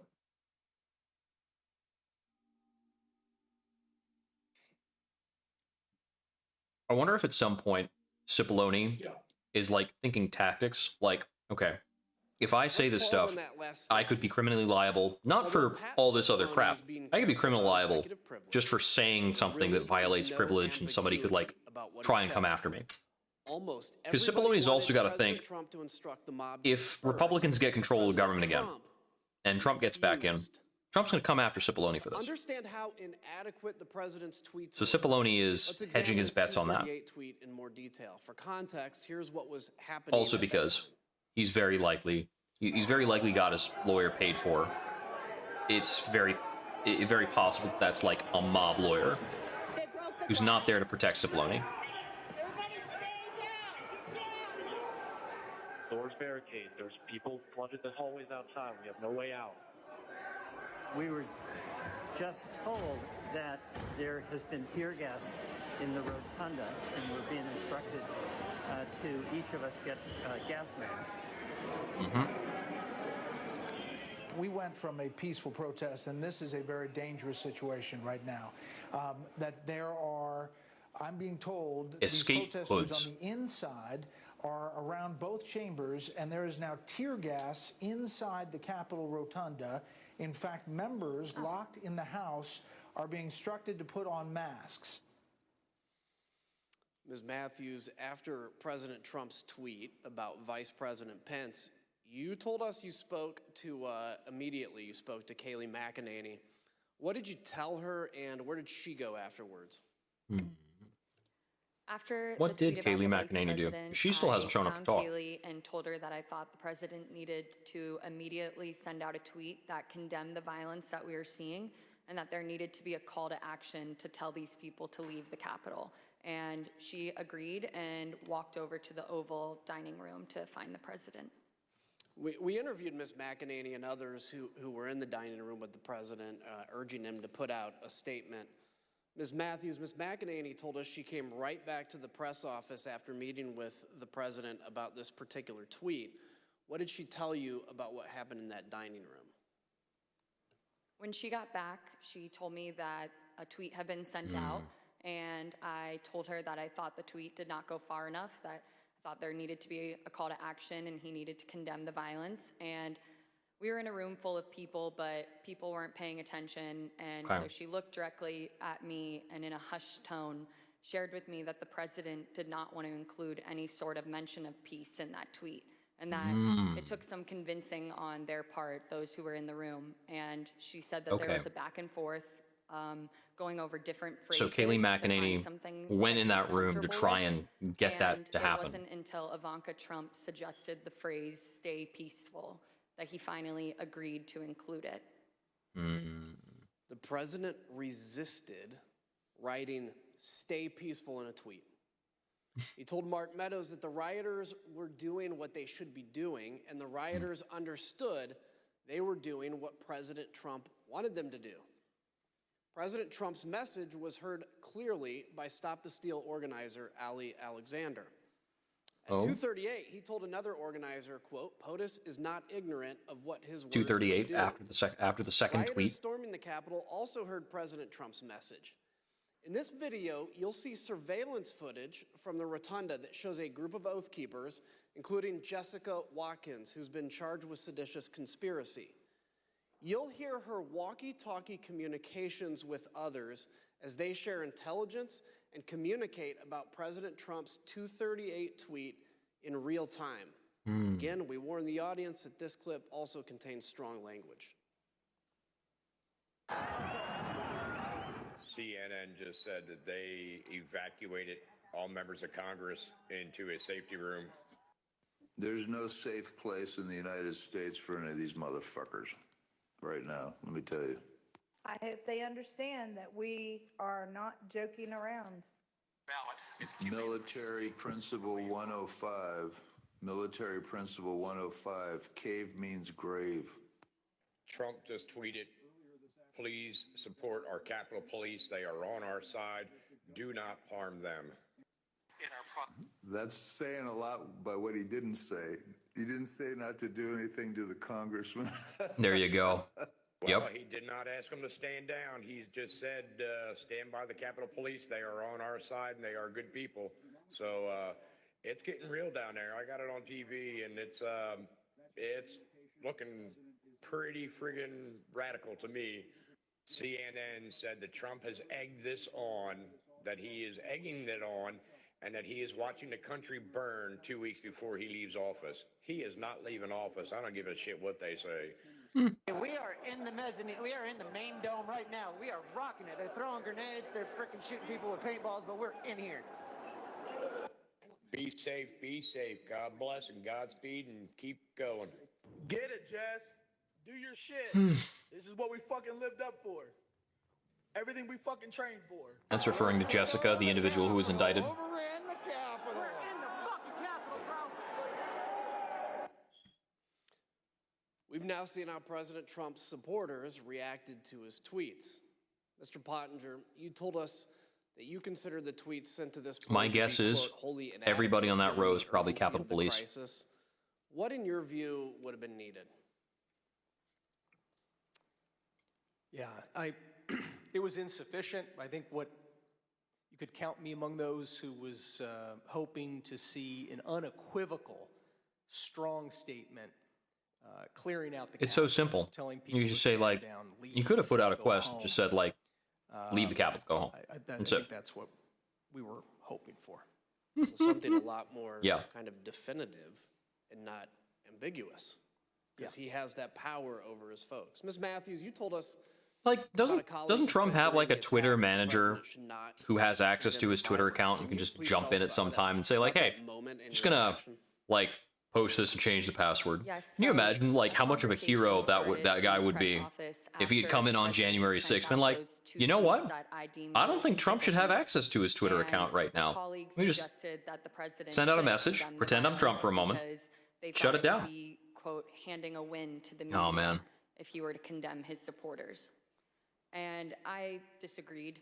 I thought that we should condemn the violence and condemn it Handing a unequivocally. win And I thought that he to needed the include a media. call to action That's and the to tell these concern people to of go the hour. home. And a debate ensued over it. And I became visibly frustrated, and Yeah. my colleagues were well aware of that. And I couldn't believe that we were arguing over this in the middle of the West Wing, talking about the politics of a tweet, being concerned with handing the media a win when we had just watched all of that violence unfold at the Capitol. And so I motioned up at the TV and I said, do you think it looks like we're effing winning? Because I don't think it does. And I again reiterated that I thought that the president needed to condemn the violence because it didn't matter if it was coming from the left or the right, that you should condemn violence. 100% That of the showmanship time. in that moment. We've heard That's this the evening reason they how brought her up to everyone in the testify. president's orbit They is brought her in to pushing him testify do to say more that tell line, the I'm mob to convinced. leave the Capitol. Can't let the liberal media win. One of those people was Republican leader Kevin McCarthy. And I mean, that's the culture. It's all about winning. The culture has nothing to do with like truth or honor or what's right. It's just about winning. So Leader McCarthy reached out for help to Ivanka Trump. I want to grab a little bit of that culture for the Democrat. Kushner, who that afternoon I'm had pretty just tired of arrived not winning. back on a flight from the Middle East. Yeah. So at some point in the afternoon, You said it. Mr. It still applies. McCarthy, placed a phone call to Mr. Scavino's desk line. I hope and it that was behind closed doors in her transferred in her to full the testimony, I president. hope she named and shamed all those people. That's generally what I recall. But Okay. I don't Were think you they'll involved face in any kind making of that- criminal transferring that call? issue for, you know, being a batch of fuckheads. Yes. Okay. Where was the president at the time that he took that call? He was in the dining room. Would you personally reach out to the president for more support? I've already talked to the president. I called him. I think we need to make a statement. Okay, so that's Kevin McCarthy saying that he spoke to the president Did Mr. already. McCarthy indicate that he had been in touch with President Trump? Yeah. He indicated that he had had some conversation. I don't recall whether it was with the president or with somebody at the White House. When there is no food left, He'd or we'll eat the rich. frustration that not taking the circumstances seriously as they should in that moment. I hope we can figure something out before there's no food left.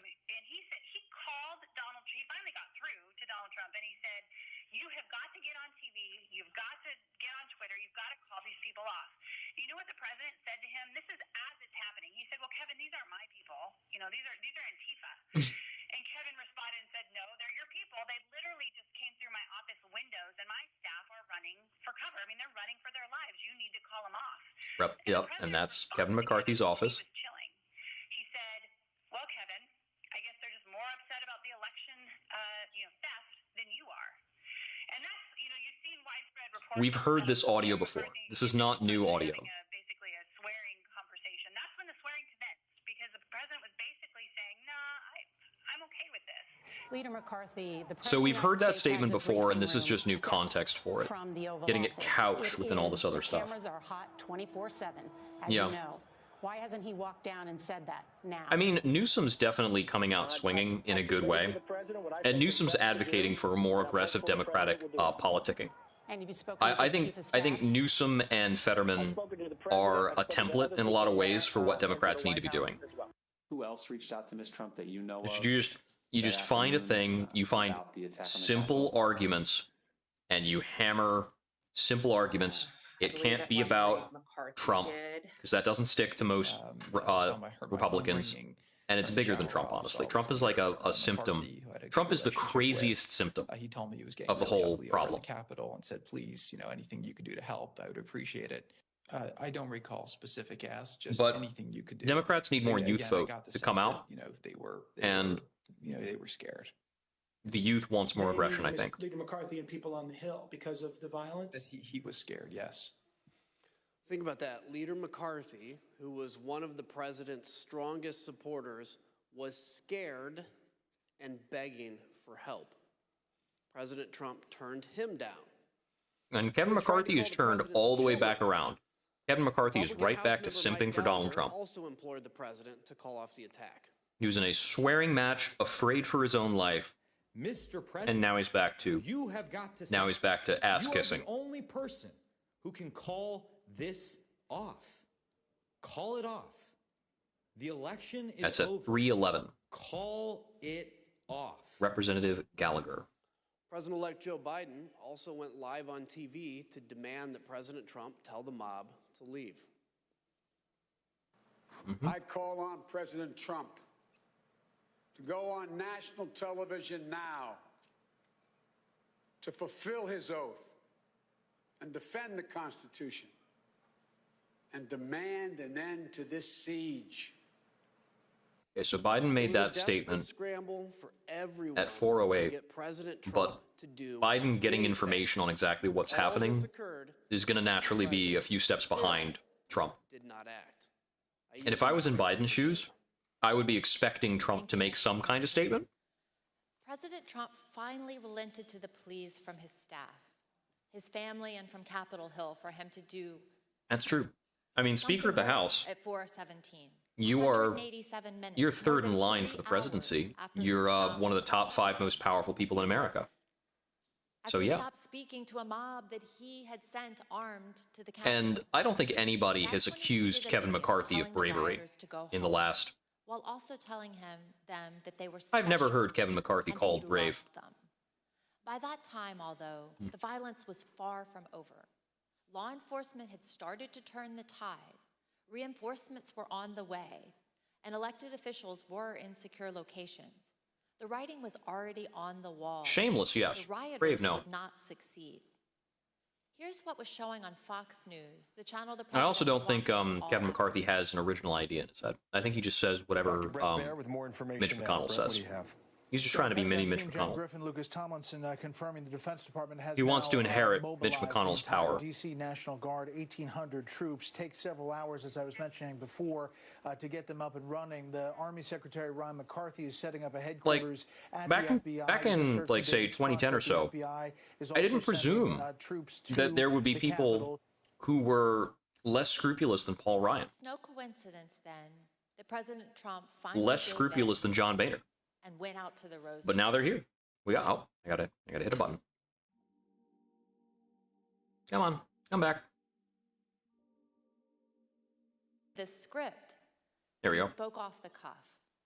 Eric Hirschman and Nick Luna went with the president to film the message in the Rose Garden. Highlander logic for Let's hear what they had to say like who and can see be the the biggest never-before douchebag seen in Congress? Raw footage of the president recording. Nah, I mean, there's plenty of them. Ultimately, these remarks that we're looking at here in Exhibit Got 25 Jim Jordan. were not the remarks that the president delivered in the Rose Garden. Jim Jordan seems like he's Do you know always why the president stumping decided not to make to himself a senator use or these? president or something like that. Everything Jim Jordan says in every committee he is in is use like any part of a written remarks, campaign. to your The knowledge, man or doesn't did he just actually do a go job. Off the cuff. All he does is advertise himself. Good chase. When you're ready, sir.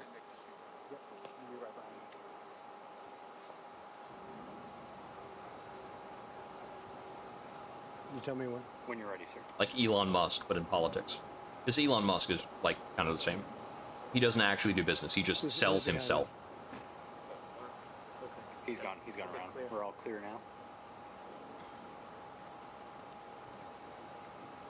I know your pain. I know you're hurt. We had a election. Let me say. I know your pain. I know you're hurt. We had an election that was stolen from us. It was a landslide election, and everyone knows it, especially the other side. But you have to go home now. He's still lying even here. I mean, he's been told by everybody around him at this point that he's lying. Respect our great people in law and order. We don't want anybody hurt. It's a very tough period of time. There's never been a time like this where such a thing happened, where they could take it away from all of us, from me, from you, from our country. This was a fraudulent election, but we can't play into the hands of these people. We have to have peace. Whole number So of go crimes. home. We love Wire you. fraud. You're very special. Yeah. He's an auctioneer who got lost on a tour. Oh, that's so great. bad and so I gotta use evil. that. I know how you feel, but go home and go home in peace.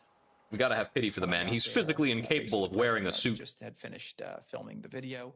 He can't get the whole thing on. Retiring. His arms are too Was gangly. there any discussion about the president releasing a second video that day? Not that I recall. When he finished his video, I think everyone was like, "Day's over." People were pretty drained. Day's over. Oh, wow. We're pretty what? Drained. Yeah, because it's the best they could get out of them. Day over. I mean, there were still people in the Capitol at that point, weren't there? Yeah, there were. There were people in the Capitol, but I believe by this stage, law enforcement, and I'd have to go back and look, but I believe law enforcement. Everybody in the either White House there or at this moving in point or has been don't take trying to part. get Trump and convince him to It's do just this people for were 2 emotionally hours. drained by the time that videotape was done. They've been spending 2 hours trying to corral Donald Trump. Emotionally drained at the White House? Here's what was Yeah, they're not the happening ones who are at the being same attacked. time at the Capitol. Oh, We man. warned the audience that this clip also contains strong language and violence. It's embarrassing and absurd to think that the people in charge of our country were such weaklings. And I wouldn't normally criticize people for that specifically, but it's warranted now.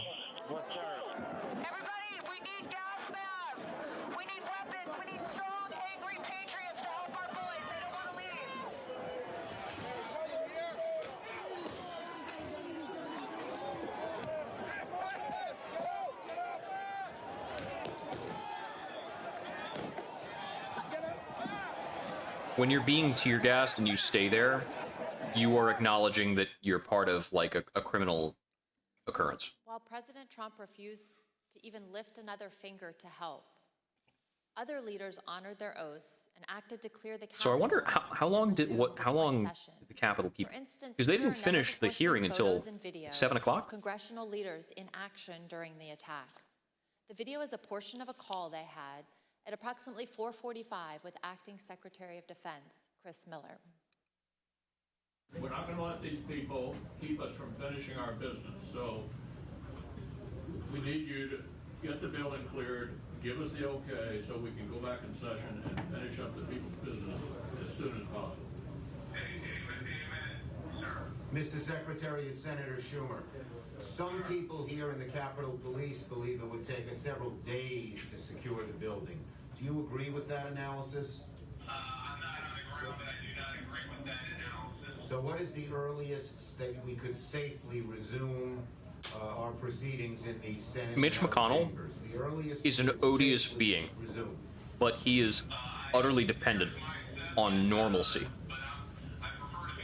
If that normalcy is threatened, he will act, because he actually has, the same way humans are 80% water, The Vice I think Mitch President McConnell is also like worked the 80% phones vinegar. from his own secure evacuation location, including conversations with Acting Secretary of Defense Miller and other military leaders. Like, Kevin McCarthy is a Past punk. President Trump's 417 He doesn't have speech. scruples or standards. Let's look at Mitch some McConnell never-before-seen has standards. They're photographs just of the evil Vice standards. President during this critical time, and hear about the Vice President's conversation with military leaders to secure the Capitol and ensure everyone was safe. Vice President Pence, there were 2 or 3 calls with Vice President Pence.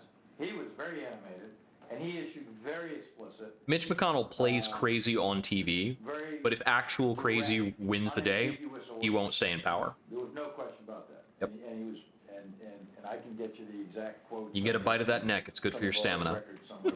He was very animated, very direct, very firm, and to Secretary Miller. Get the military down here, get the guard down here, put down this situation, etc. As you heard earlier, Yes, because that's the bare minimum of did not sanity call the kind of Vice statement to make. President or anyone in the military, federal law enforcement, or DC government. Not a single person. But General Milley did hear from Mark Meadows.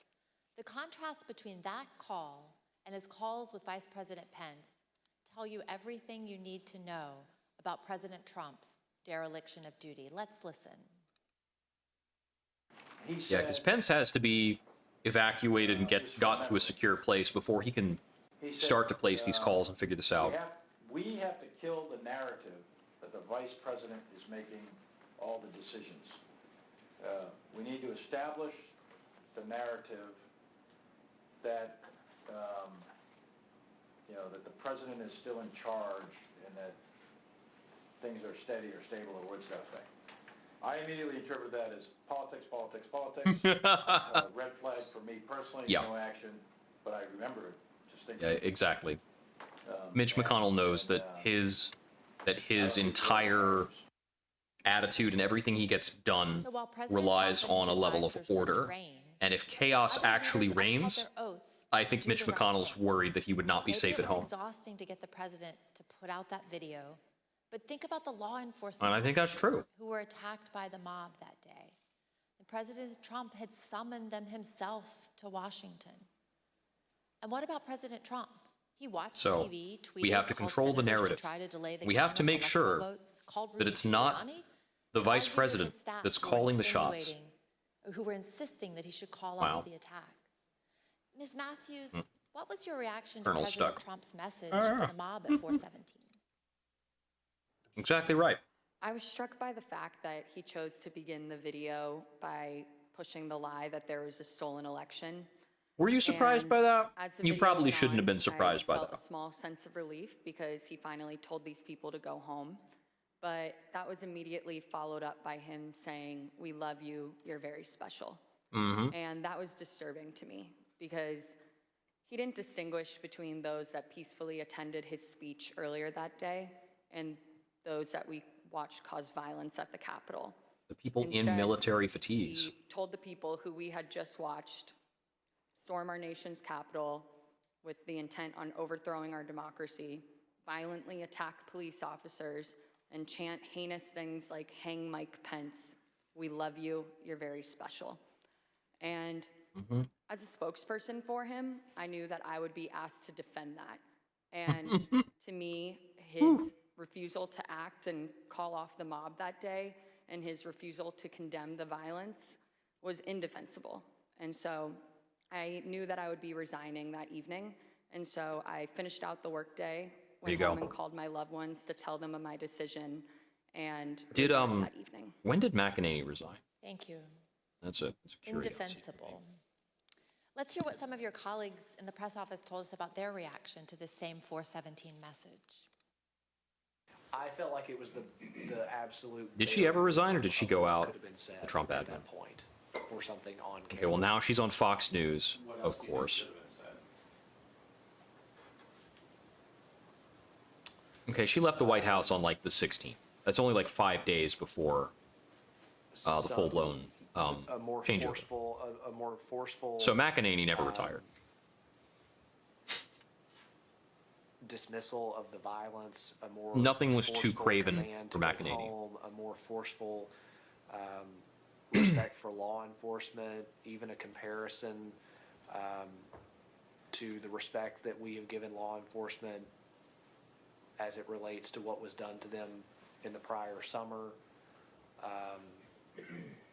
And I thought it was Popcorn important back over. that an acknowledgement be given to the U.S. Capitol building itself, what it's a symbol of, what it means, not only to the people that work there, but to the American people generally, and the work of Congress that by law needed to be conducted that day.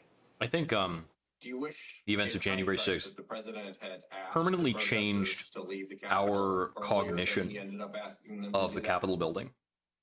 Of course, I would love if the go-home message would have happened. I don't earlier think in about the day. Capitol building the same way. The president's words matter. Hmm. We know that many of the rioters were listening to President Trump. We heard from one last week, Stephen Ayers.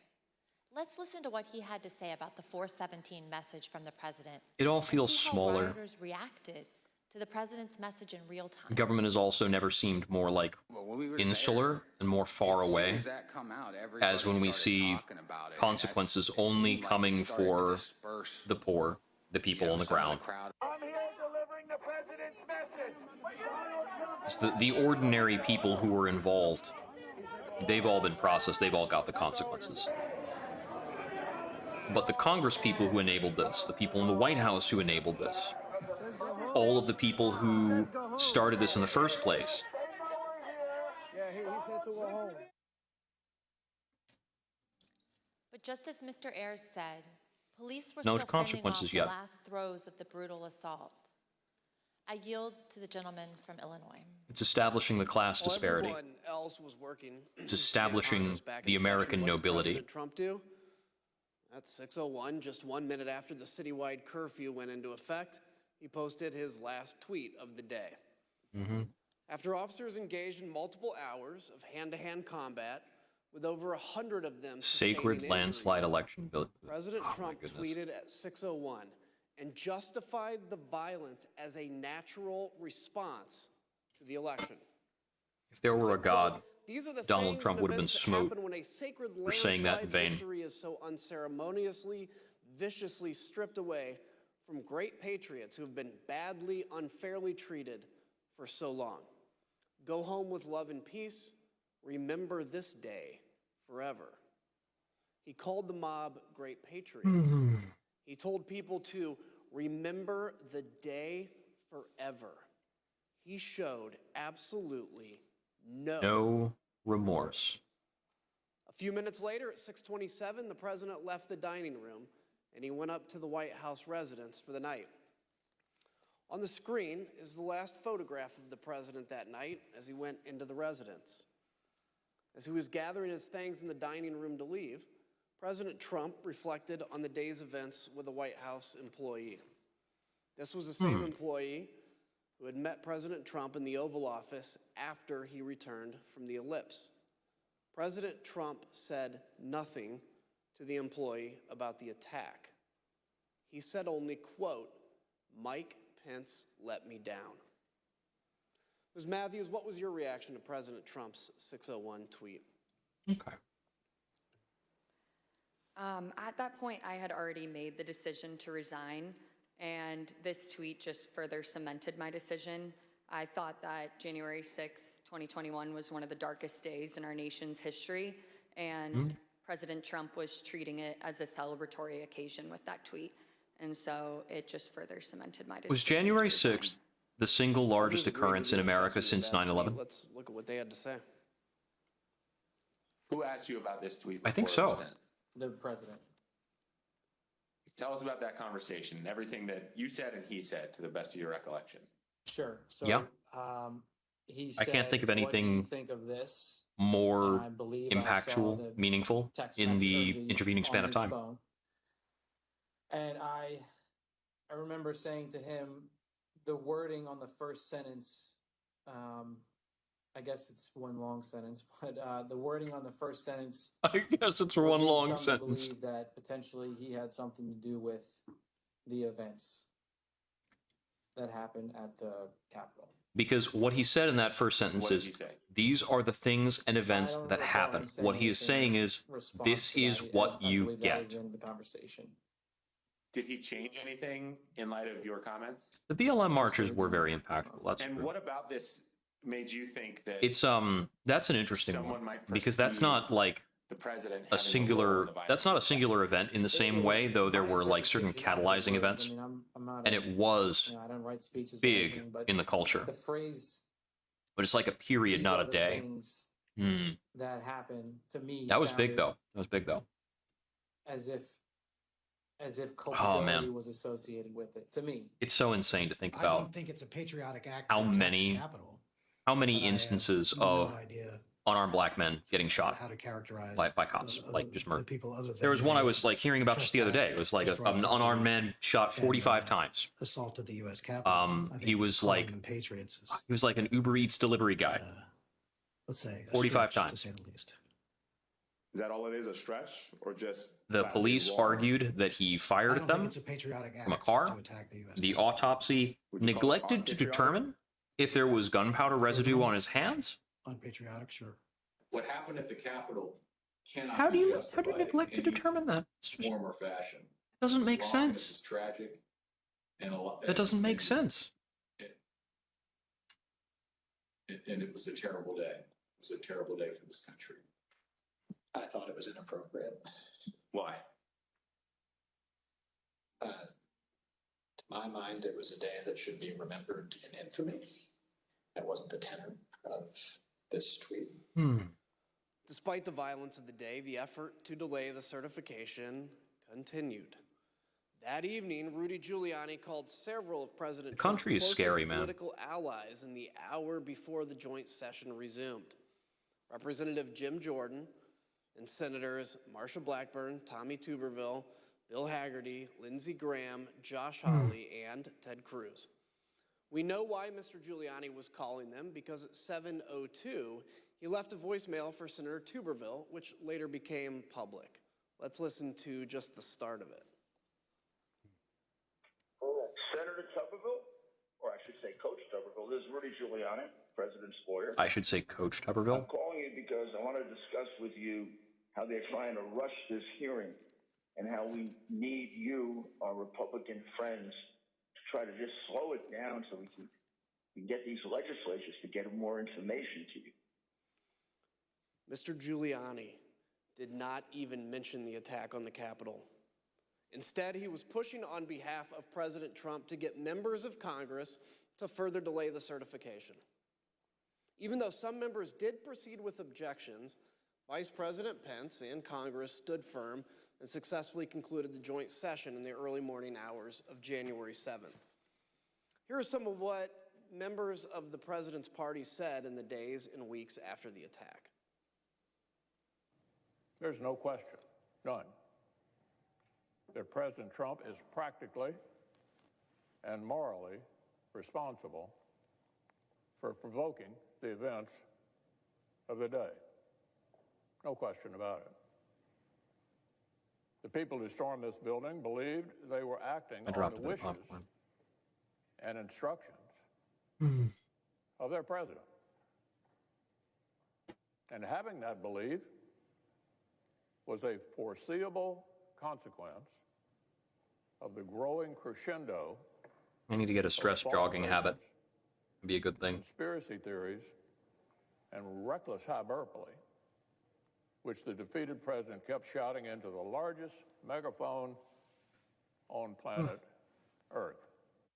The violence, destruction, and chaos we saw earlier was unacceptable. Kevin McCarthy's put up from California.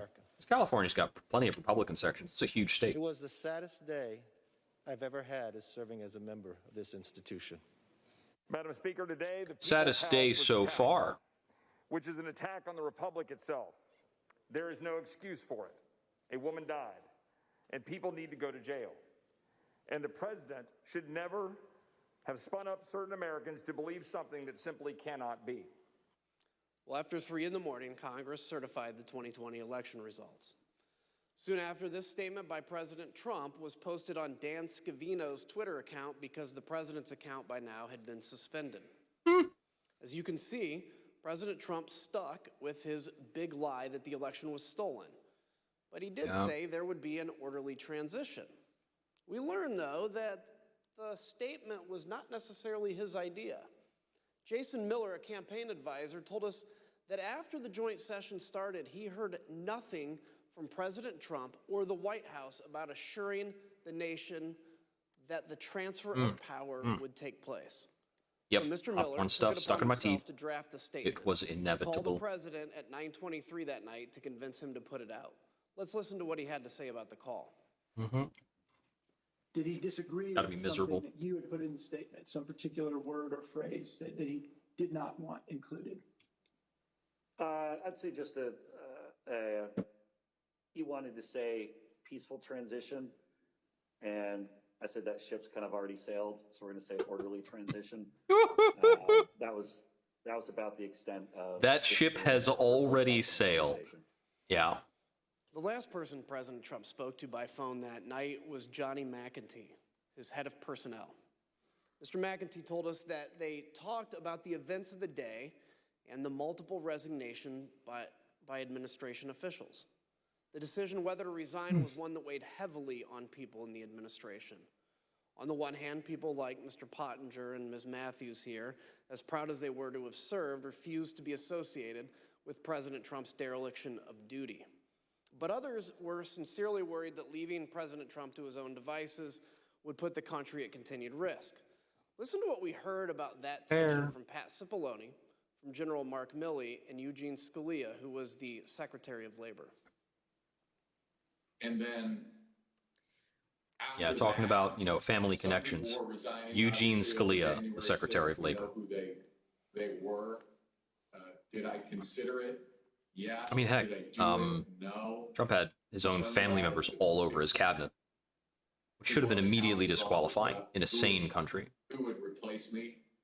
And I had some concerns that it might be somebody who, had been giving bad advice. On the morning of the 7th, the decision I arrived at was that the most constructive thing I could think of was to seek a meeting of the cabinet.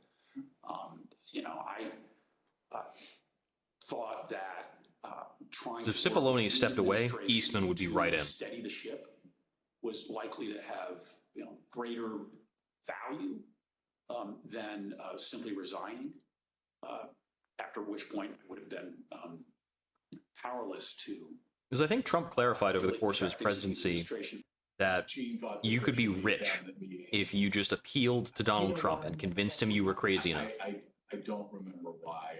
I think it probably had something to do with. If you just raised your hand and said, like, hey, me, I'm crazy, you'd get a 7-figure salary. Things like that. Now, there was a couple of calls where, Meadows. It's probably a slight exaggeration. Probably just upper 6 figures. How's the president doing? Like Pompeo might I don't say, actually know "How's how the much money president these people make. And Meadows would say, well, he's in a really dark place. Like, here's one, for example, on the 7th of January. So this is day after, right? POTUS is very emotional and in a bad place. So is he. As you heard, Secretary Scalia wanted President Trump to convene a cabinet meeting. He put his request in a memo to the president, and here's what it said. You can see that Secretary Scalia Right? recommended that the president, I think you or I no could not longer act that publicly crazy. question the election results Not after for Wednesday. any sustained No period of one time. can deny this is harmful. Secretary Scalia also highlighted the importance of the public knowing the president would invoke his cabinet in decision-making and not, quote, certain private individuals. Though Secretary Scalia did not say it, he was referring to Rudy Giuliani and the rest of the so-called clown car working with President Trump to try to overturn the election. The clown car. Secretary Scalia understood that the president needed to do more to reassure the public about the last few weeks of the Trump administration. Mr. Pottinger, when you made the decision to resign, did you walk out of the White House immediately?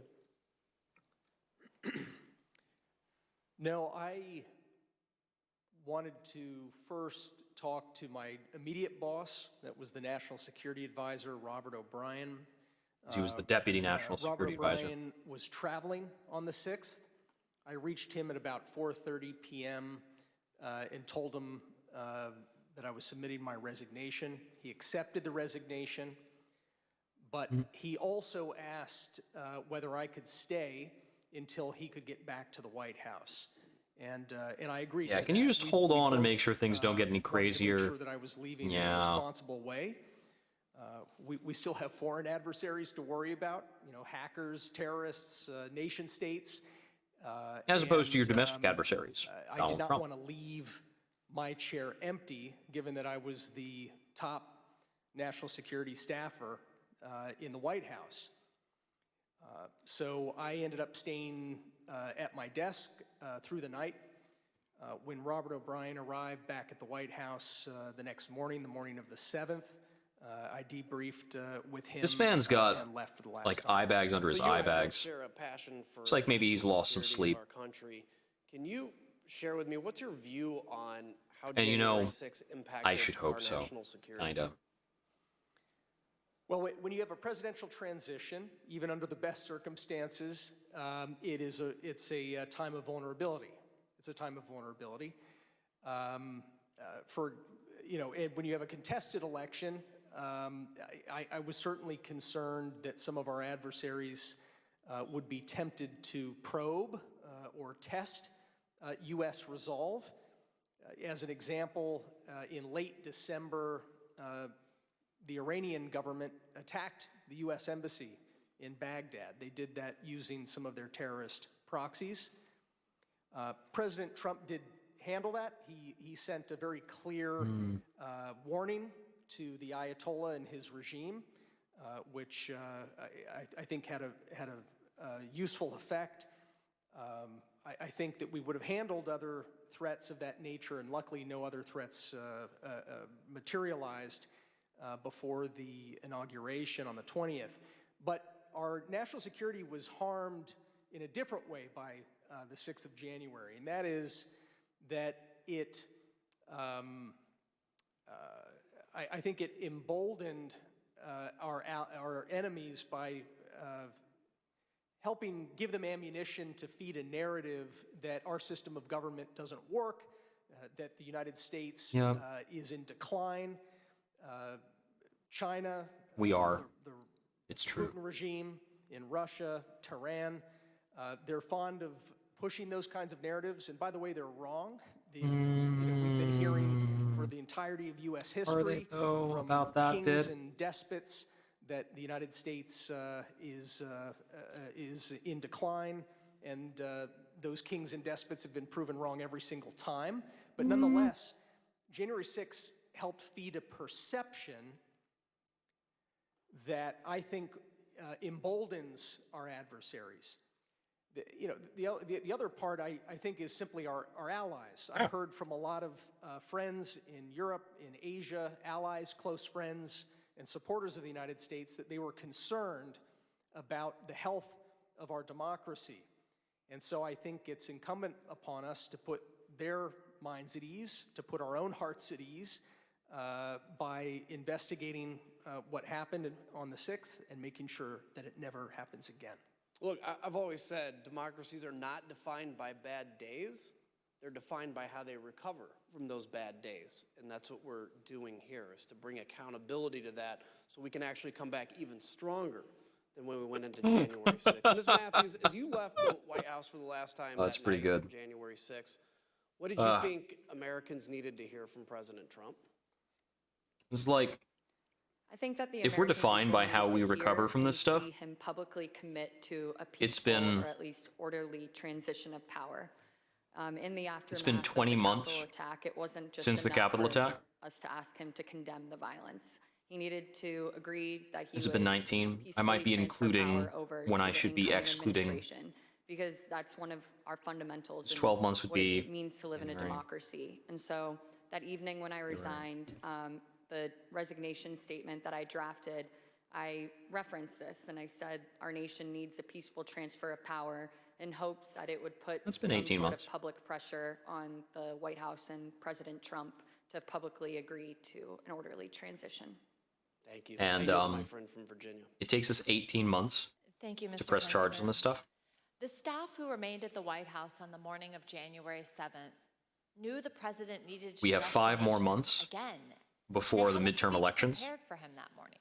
And if the midterm elections to give were to determine As you heard that Cassidy Hutchins party control would testify change, previously, we President will Trump effectively finally miss the agreed to window record on an address justice. to the nation later that evening, the evening of January 7th, because of That would concerns he might basically- be removed from power under the 25th That would Amendment basically or impeachment.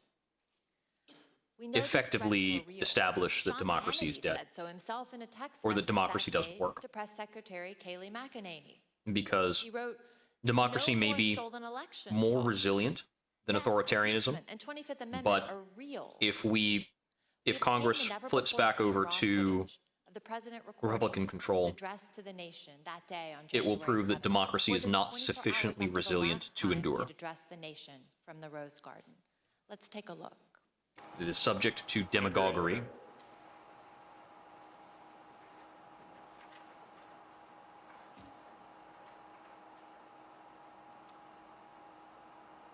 I would like to begin by addressing the heinous attack yesterday, and to those who I was not broke the keeping law, holidays super well. you will pay. You do not represent our movement, you do not represent our country, and if you broke the law, you can't say that. I'm not gonna, I already said you will pay. The demonstrators who infiltrated the Capitol have defied the seat of justice. It's defiled, right? See, I can't see it very well. Okay, I'll do this. It might be. Let's I go. don't know. But this election is now over. Well, I mean, oligarchy is also Congress kind has of what we have, certified the so results. I don't wanna is say it when glitzy, democracy I just becomes wanna say oligarchy that it becomes unstable? Congress has Hard to say. certified the results without saying the election's over, okay? But Congress is certain. Now Congress is Yeah, certain. right. Now Congress I is didn't say over, so let me see. Go to the paragraph. Oh my goodness. She's like incredulous. She's like, but it is over though. Like, it's over.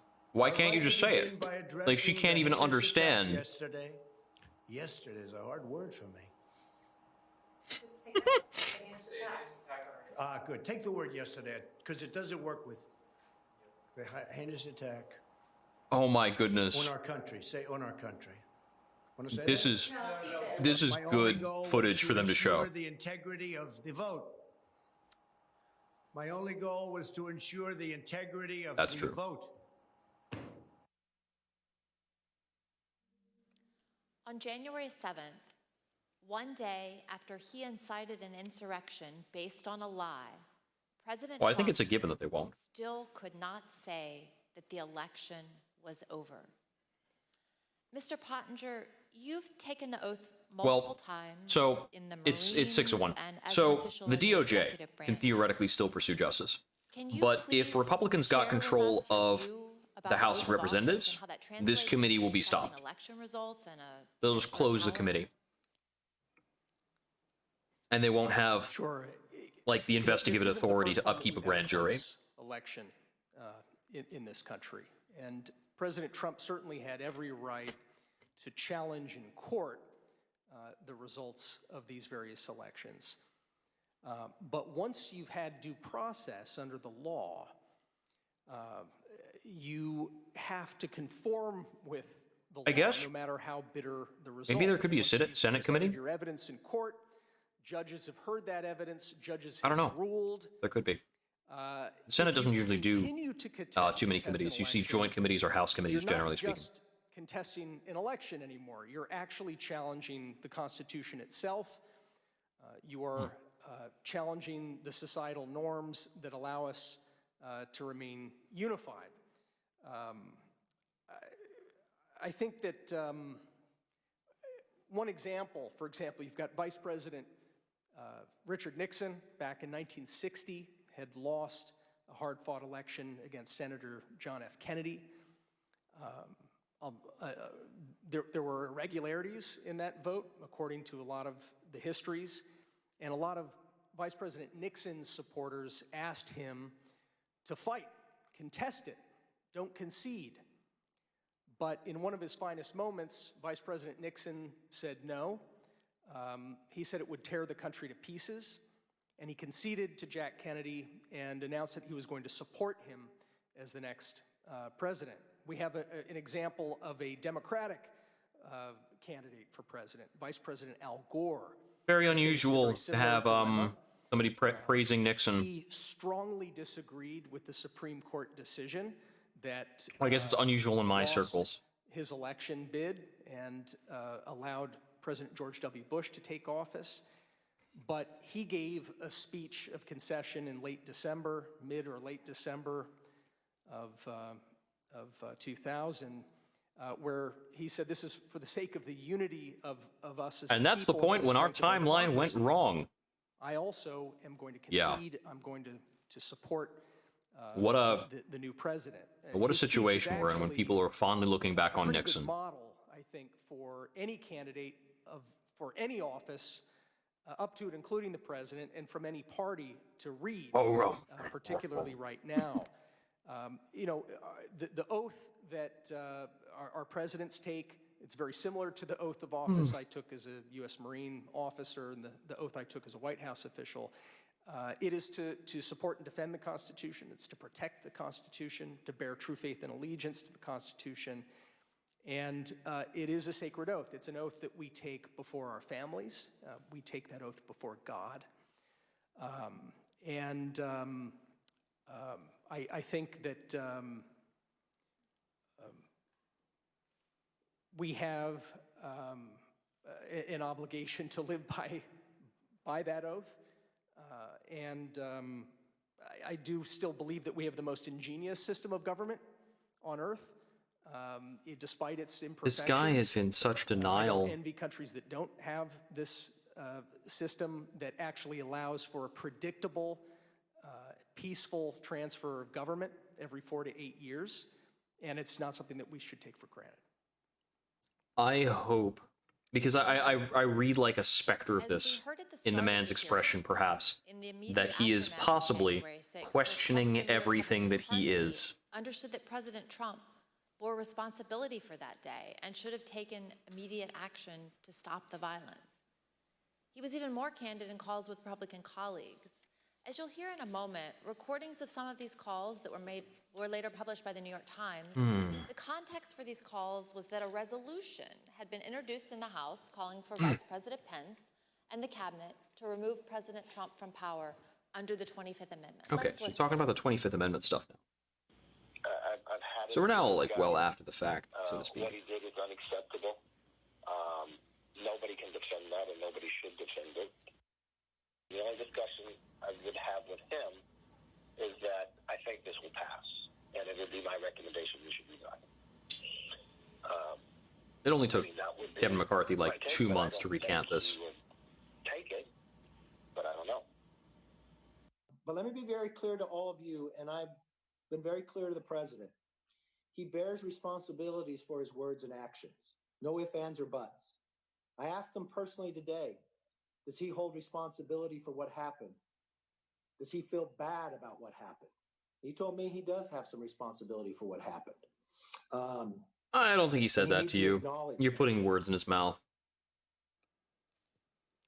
President Trump has never publicly acknowledged his responsibility for the attack. The only time he apparently did so was in that private call with Kevin McCarthy. There's something else President Trump has never acknowledged: the names and the memories of the officers who died following the attack on the Capitol. We're honored to be joined tonight by police and first responders who bravely protected us on January 6th. Your character They're gonna and cut the camera courage to the give to us that front hope row. that democracy can and should prevail, Yep. even in the face of Yeah, a like I violent thought. insurrection. We on this dais can never thank you enough for what you did to protect our democracy. On January 9th, I think two that of fellow President who's Trump's 3 top seats in campaign from the officials right, texted each other I think he might be the same president's officer glaring silence who was like and the tragic backpedaling, death of led Capitol people Police away Officer Brian from Sicknick, the House who floor succumbed to his injuries the night of January 7th. in those like major clips that were being Campaign showcased. officials were Might Tim be the same Murtaugh, guy. Trump's director Hard to of call. communications, and one of his deputies, Matthew Walking. Their job was to convince people to vote for President Trump, so they knew his heart, his mind, and his voice as well as anyone. And they knew how he connects with his supporters. It does explain why the establishing Here's what they had to shots say at the about beginning their when they were boss. getting everything set up were lingering on those Murtaugh people. said, also shitty not to have acknowledged the death of the Capitol police officer. Tim Murtaugh Walking texts to responded, Matthew Wolking. That's enraging to me. Everything he said about supporting law enforcement was a lie. To which Murtaugh replied, you know what this is? Of course, if he acknowledged the dead cop, he'd be implicitly faulting the mob. And he won't do that because they're his people. And he would also be close to acknowledging that what he lit at the rally got out of control. No way he acknowledges something that could ultimately be called his fault. Yeah, no way. I mean, people have been President Trump did not fondly then, looking back does on not Reagan for a now really long time. I think it's only in the liberal subset of America that we understand how much damage the Reagan presidency did to America. He is responsible for the attack on the Capitol on January 6th. Thank you, and I yield Basically to the gentleman slashed from all the Illinois. programs that made us America. Thank you, Ms. Loria. And we've just been limping on ever And since. evidence is as sobering as it is straightforward. Within minutes of stepping off the ellipse stage, Donald Trump knew about the violent attack on the Capitol. From the comfort of his dining room, he watched on TV as the attack escalated. He sent tweets that inflamed and expressed support for the desire of some to literally kill Vice I President. think the Republicans have been obsessed with this, like, projected, like, acted out strength ever since. Yeah.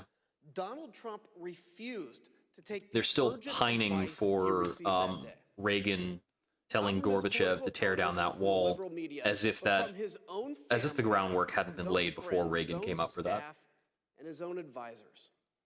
In the midst of an attack, when there was no time for politics, the people closest to Trump told him the truth. It was his supporters attacking the Capitol, and he alone could get through to them. So they pled for him to act, to place his country above himself. Sounds like we're moving to the Still, he wrap up refused here. to lead and to meet the moment to honor his oath. It was only once the vice president and the members of Congress were in secure locations and the officers defending the Capitol began to turn the tide that then President Trump engaged in the political theater of telling the mob to go home. And even then, he told them all they were special and that he loved them. Whatever your politics, whatever you think, I think about the outcome most of the election, effective things that were we as shared tonight Americans must all was agree probably the on segment this. with Josh Hawley running across the Donald hall Trump's and the segment with conduct Donald Trump on January 6th in front of the podium was a supreme editing violation the speech of in his oath practice of office to, and a like, complete Donald Trump admitting that dereliction yesterday of his is a duty difficult to our word nation. for him. It is a stain on our That's very history. interesting. It is a dishonor to all those So there are who so have many people wrapped up in sacrificed that and notion of the actor, in in service that of our projected strength, democracy. When we present demonstrating our full or findings, we will undermining recommend that, changes to that laws and faux policies strength, to guard against another pulling the January curtains 6th. away. The reason that's imperative is that I think that's the most important thing that the Democrats can do. Away. Because it's not convincing to say these people are wrong, these people are liars. We know that these people are liars. We know that they're wrong and misguided and greedy and unscrupulous. Still out there. But what's convincing for a whole lot of other people is just to say, these guys are weak and phony. Of anything, I pray it has reminded us of this. Laws are just words on paper. They mean nothing without public servants dedicated to the rule of law and who are held accountable by a public that believes oaths matter more than party tribalism or the cheap thrill of scoring political points. We, the people, must demand more of our politicians and ourselves. Oaths matter. Character matters. Truth matters. If we do not renew our faith and commitment to these principles, this great experiment of ours, our shining beacon on a hill, will not endure. I yield to the gentlewoman from Virginia. It's an excellent Thank you, Mr. close by Kinzinger. Kinzinger. Throughout our hearings, we've provided many facts and painted a vivid picture People need to be of the held events of accountable. January 6th. The Lawmakers need to be held to a higher human standard. toll, both emotional and physical.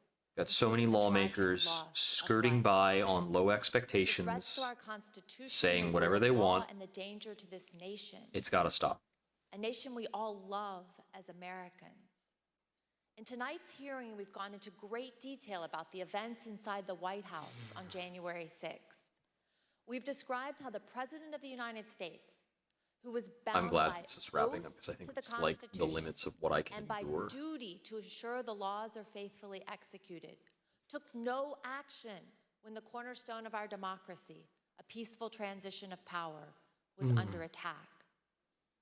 But it's more than that. Donald Trump summoned a violent mob and promised to lead that mob to the Capitol to compel those he thought would cave to that kind of pressure.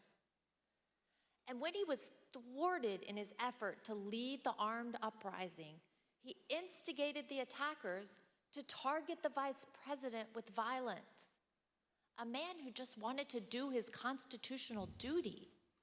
So in the end, this is not, as it may appear, a story of inaction in a time of crisis, but instead it was the final action of Donald Trump's own plan to usurp the will of the American people and remain in power. not until it was clear that his effort to violently disrupt or delay the counting of the election results had failed did he send a message to his supporters in which he commiserated with their pain and he told them affectionately to go home. That was not the message of condemnation and just punishment for those who broke the law that we expect from a president whose oath and duty is to ensure the laws are faithfully executed.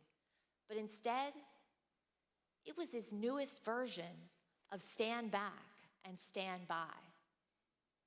To me, this is personal. I first swore an oath to support and defend the Constitution against enemies foreign and domestic when I entered the U.S. Naval Academy at age 17. I spent 2 decades on ships at sea, defending our nation from known and identifiable foreign enemies who sought to do us harm. I never imagined that that enemy would come from within. I was not as prescient as Abraham Lincoln, who 23 years before the Civil War said, "If destruction be our lot, we must ourselves be its author and its finisher." Donald Trump was the author, and we the people, for ourselves and our posterity, should not let Donald Trump be the finisher. Thank you, and I yield to the Vice Chair. Thank you very much, Mrs. Luria. I want to thank our witnesses for joining us today. The members of the Select Committee may have additional questions for today's witnesses, and we ask that you respond expeditiously in writing to those questions. Without objection, members will be permitted 10 business days to submit statements for the record, including Looks like, opening remarks we're and additional largely questions cleaning up from now. our witnesses. I'd now like to turn things to Chairman Thompson for a few closing words. And it's going to be like the third set of closing statements at this point. Members of the committee, and I appreciate and thank all persons who've come forward voluntarily to provide information to help protect I'm our going democracy. to chill And our as work far as continues. tonight is concerned. As we've made Keep clear nursing this throughout these popcorn. hearings, our Pull up something investigation is going more, forward. We something continue lighter to watch, receive new certainly. information every day. We are pursuing many additional witnesses. for I'm planning, ideally, We will to reconvene be in September online to continue tomorrow. laying out our Not sure what findings for. to the American people Probably and either, pushing for accountability. probably Dead by In the Daylight first hearing of or this series, I asked American people to consider the Evil facts Dead. and Because I think judge they for pull down themselves. the viewers for The Friday facts evening. are It's clear usually a good bet. and unambiguous. I thank want the to get back American to Metroid people Dread, but for their attention over the past several weeks. it's I like a wish you commitment. all Because I got to a sit down and pleasant say, like, okay, I'm going to play Dread for like Let 3 me hours. again thank our witnesses today. We've seen bravery and honor in these hearings, and Ms. Matthews. Also got to find and Mr. out, are we Pottinger, back on both of for you D&D will be this remembered weekend? for I don't that. know, As will Cassidy Hutchinson. DM's out for vacation. I don't know when he She gets sat back. here alone, Gotta took figure the that out. oath, and testified before millions of Americans. She knew all along that she would be attacked by President Trump and by the 50, 60, and 70-year-old men who hide themselves behind executive privilege. But like our witnesses today, Yeah, we're not She going to had find out courage, about the witness and she did tampering it for a anyway. while, because that is Cassidy, so contemporaneous that it and our has to other be witnesses, investigated and including documented and all that Officer stuff. Caroline It's Edwards, the Kay fire Moss, hose of fuckery and Mother tactic. Ruby You just Freeman keep breaking the are law so inspiration fast, to American women, they to can't American tabulate all girls. your crimes. We owe a debt to all of those who have and Which is will why, appear here. theoretically, And that we brings should me put to people in another jail point. from time to time so This that they committee can has stop shown committing you the crimes. testimony of dozens While of we work Republican on the witnesses, crimes they're already committing. those who served President Trump loyally for years. Like, people who don't have money, they commit a Donald crime Trump like in this, these they just go to hearings jail. They get a not bail made hearing, by and they're like, witnesses okay, who you're were gonna his you're gonna be political enemies. you're gonna be in It is jail instead until we series figure of out what's going on. confessions And if by you can Donald post bail, Trump's then you own can run around. appointees, his own friends, his own campaign officials, people who worked for But him no, for years. people like Trump, we and don't his do own that for. family. People like They Matt have Gaetz, come we don't do that. forward, and they have told the American people We have the to truth. wait And for for those 2 of you who years seem to think the evidence would be different, to tabulate all the Republican evidence leader before anybody McCarthy does anything had about not it. withdrawn his nominees from this committee, let me ask you this. Do you really think Bill Barr is such a delicate flower that he would wilt under cross-examination? Pat Cipollone, Eric Hirschman, Jeff Rosen, Richard Donahue, of course they aren't. None of our witnesses are. At one point in 2016, when Because Bill Barr is almost the exact same kind of person as Mitch McConnell. I could stand in the middle of Fifth Avenue and shoot somebody, and I wouldn't lose any voters. That quote came to mind last week when audio Bill from Barr Trump is a advisor tick Steve that Bannon grows surfaced fat, on burrowed October into the 31st, skin of 2020, democracy. just a few days before the presidential He needs a election. veneer of Let's listen. civility to operate. And what Trump's going to do is just declare victory, right? He's going to declare victory. But that doesn't mean he's the winner. He's just going to say he's the winner. The Democrats, more of our people vote early. Is this a preview of the next season? This is the next season preview of like, all right, next time on J6 hearings, we're taking down Bannon. Also, if Trump is losing by 10 or 11 o'clock at night, it's going to be even crazier. No, because he's going to sit right there and say they stole it. If Biden's winning, Trump is going to do some crazy shit. Yeah, go figure. And of course, 4 days later, President Trump declared victory when his own campaign advisors told him he had absolutely no basis to do so. What the new Steve Bannon audio demonstrates is that Donald Trump's plan to falsely claim victory in 2020, no matter what the facts actually were, was premeditated. Perhaps worse, Donald Trump believed he could convince his voters to buy it, whether he had any actual evidence of fraud or not.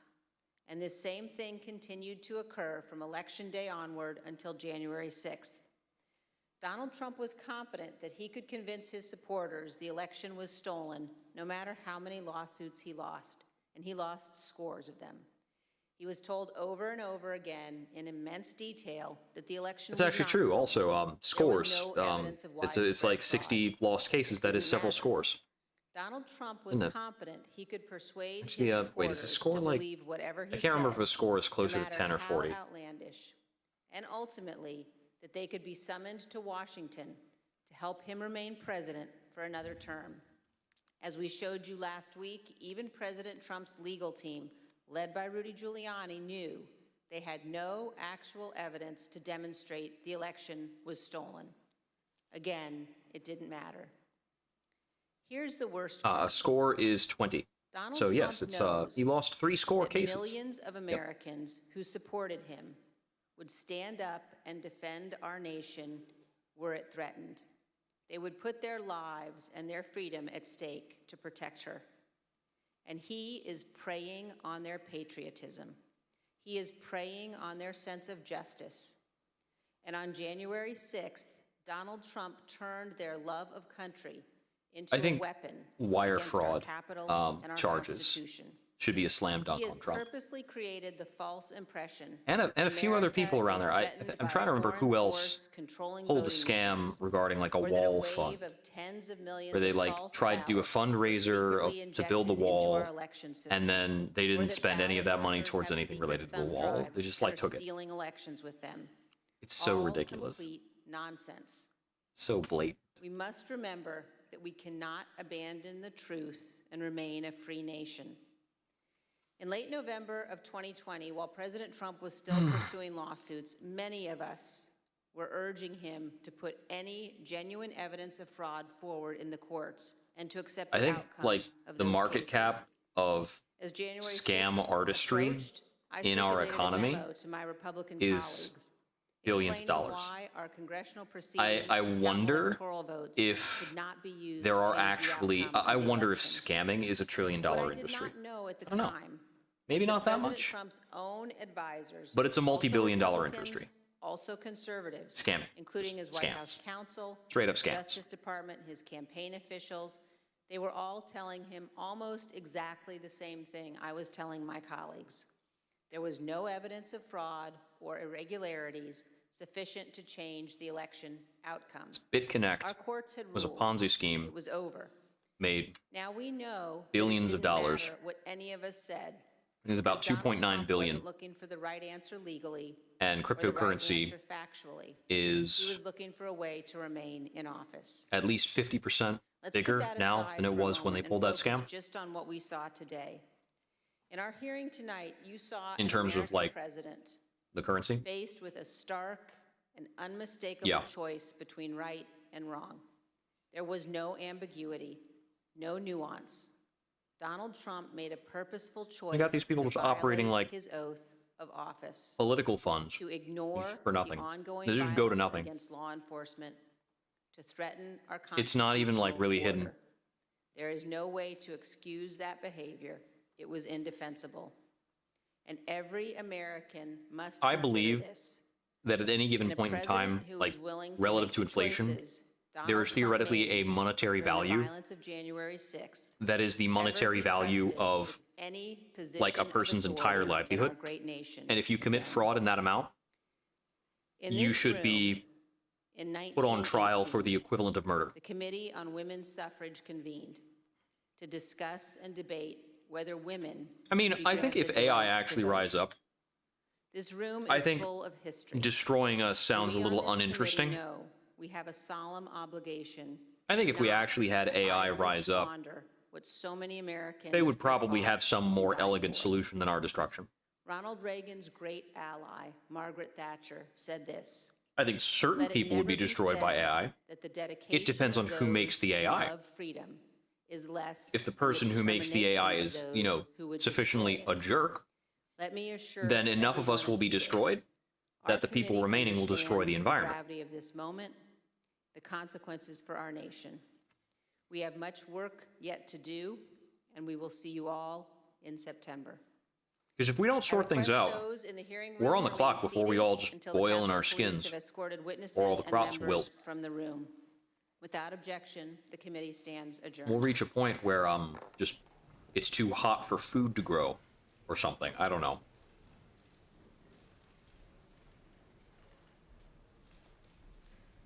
Yeah, there's a big like pseudo-religious following going on. It's insane.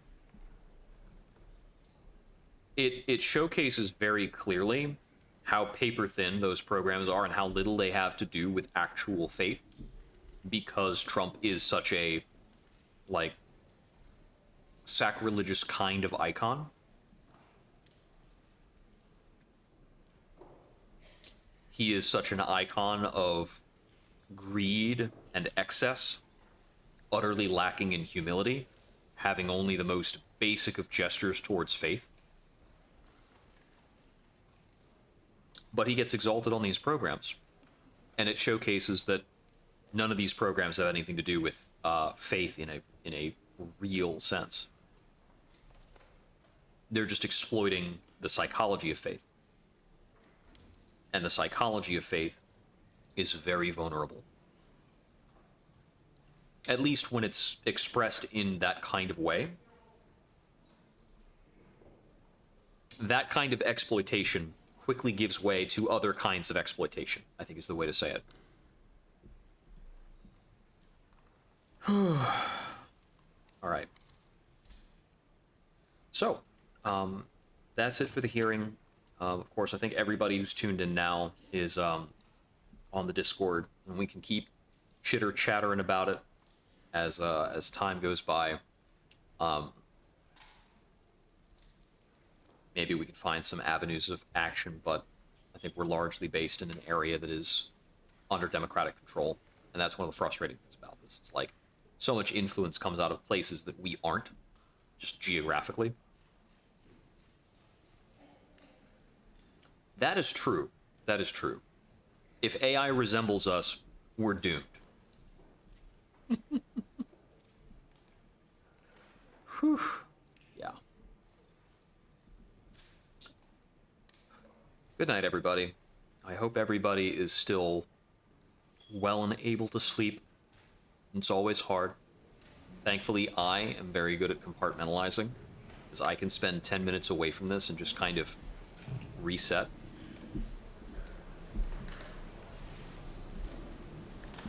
You know, just work out the emotional muscles that allow you to that allow you to grok this. It's a lot to grok. Couldn't find a better word, so we're grokking it now. This has been Jupiter Exile. I hope we wander again soon. And as Vice Good night. Chair Liz Cheney said, they will be back in September with more hearings, and there is a report that is due in September as well. Now we're going to begin taking your phone calls. We're waiting for them to hold a press conference, and if they do that, we will go very quickly to that, so we have that in its entirety as well. But in the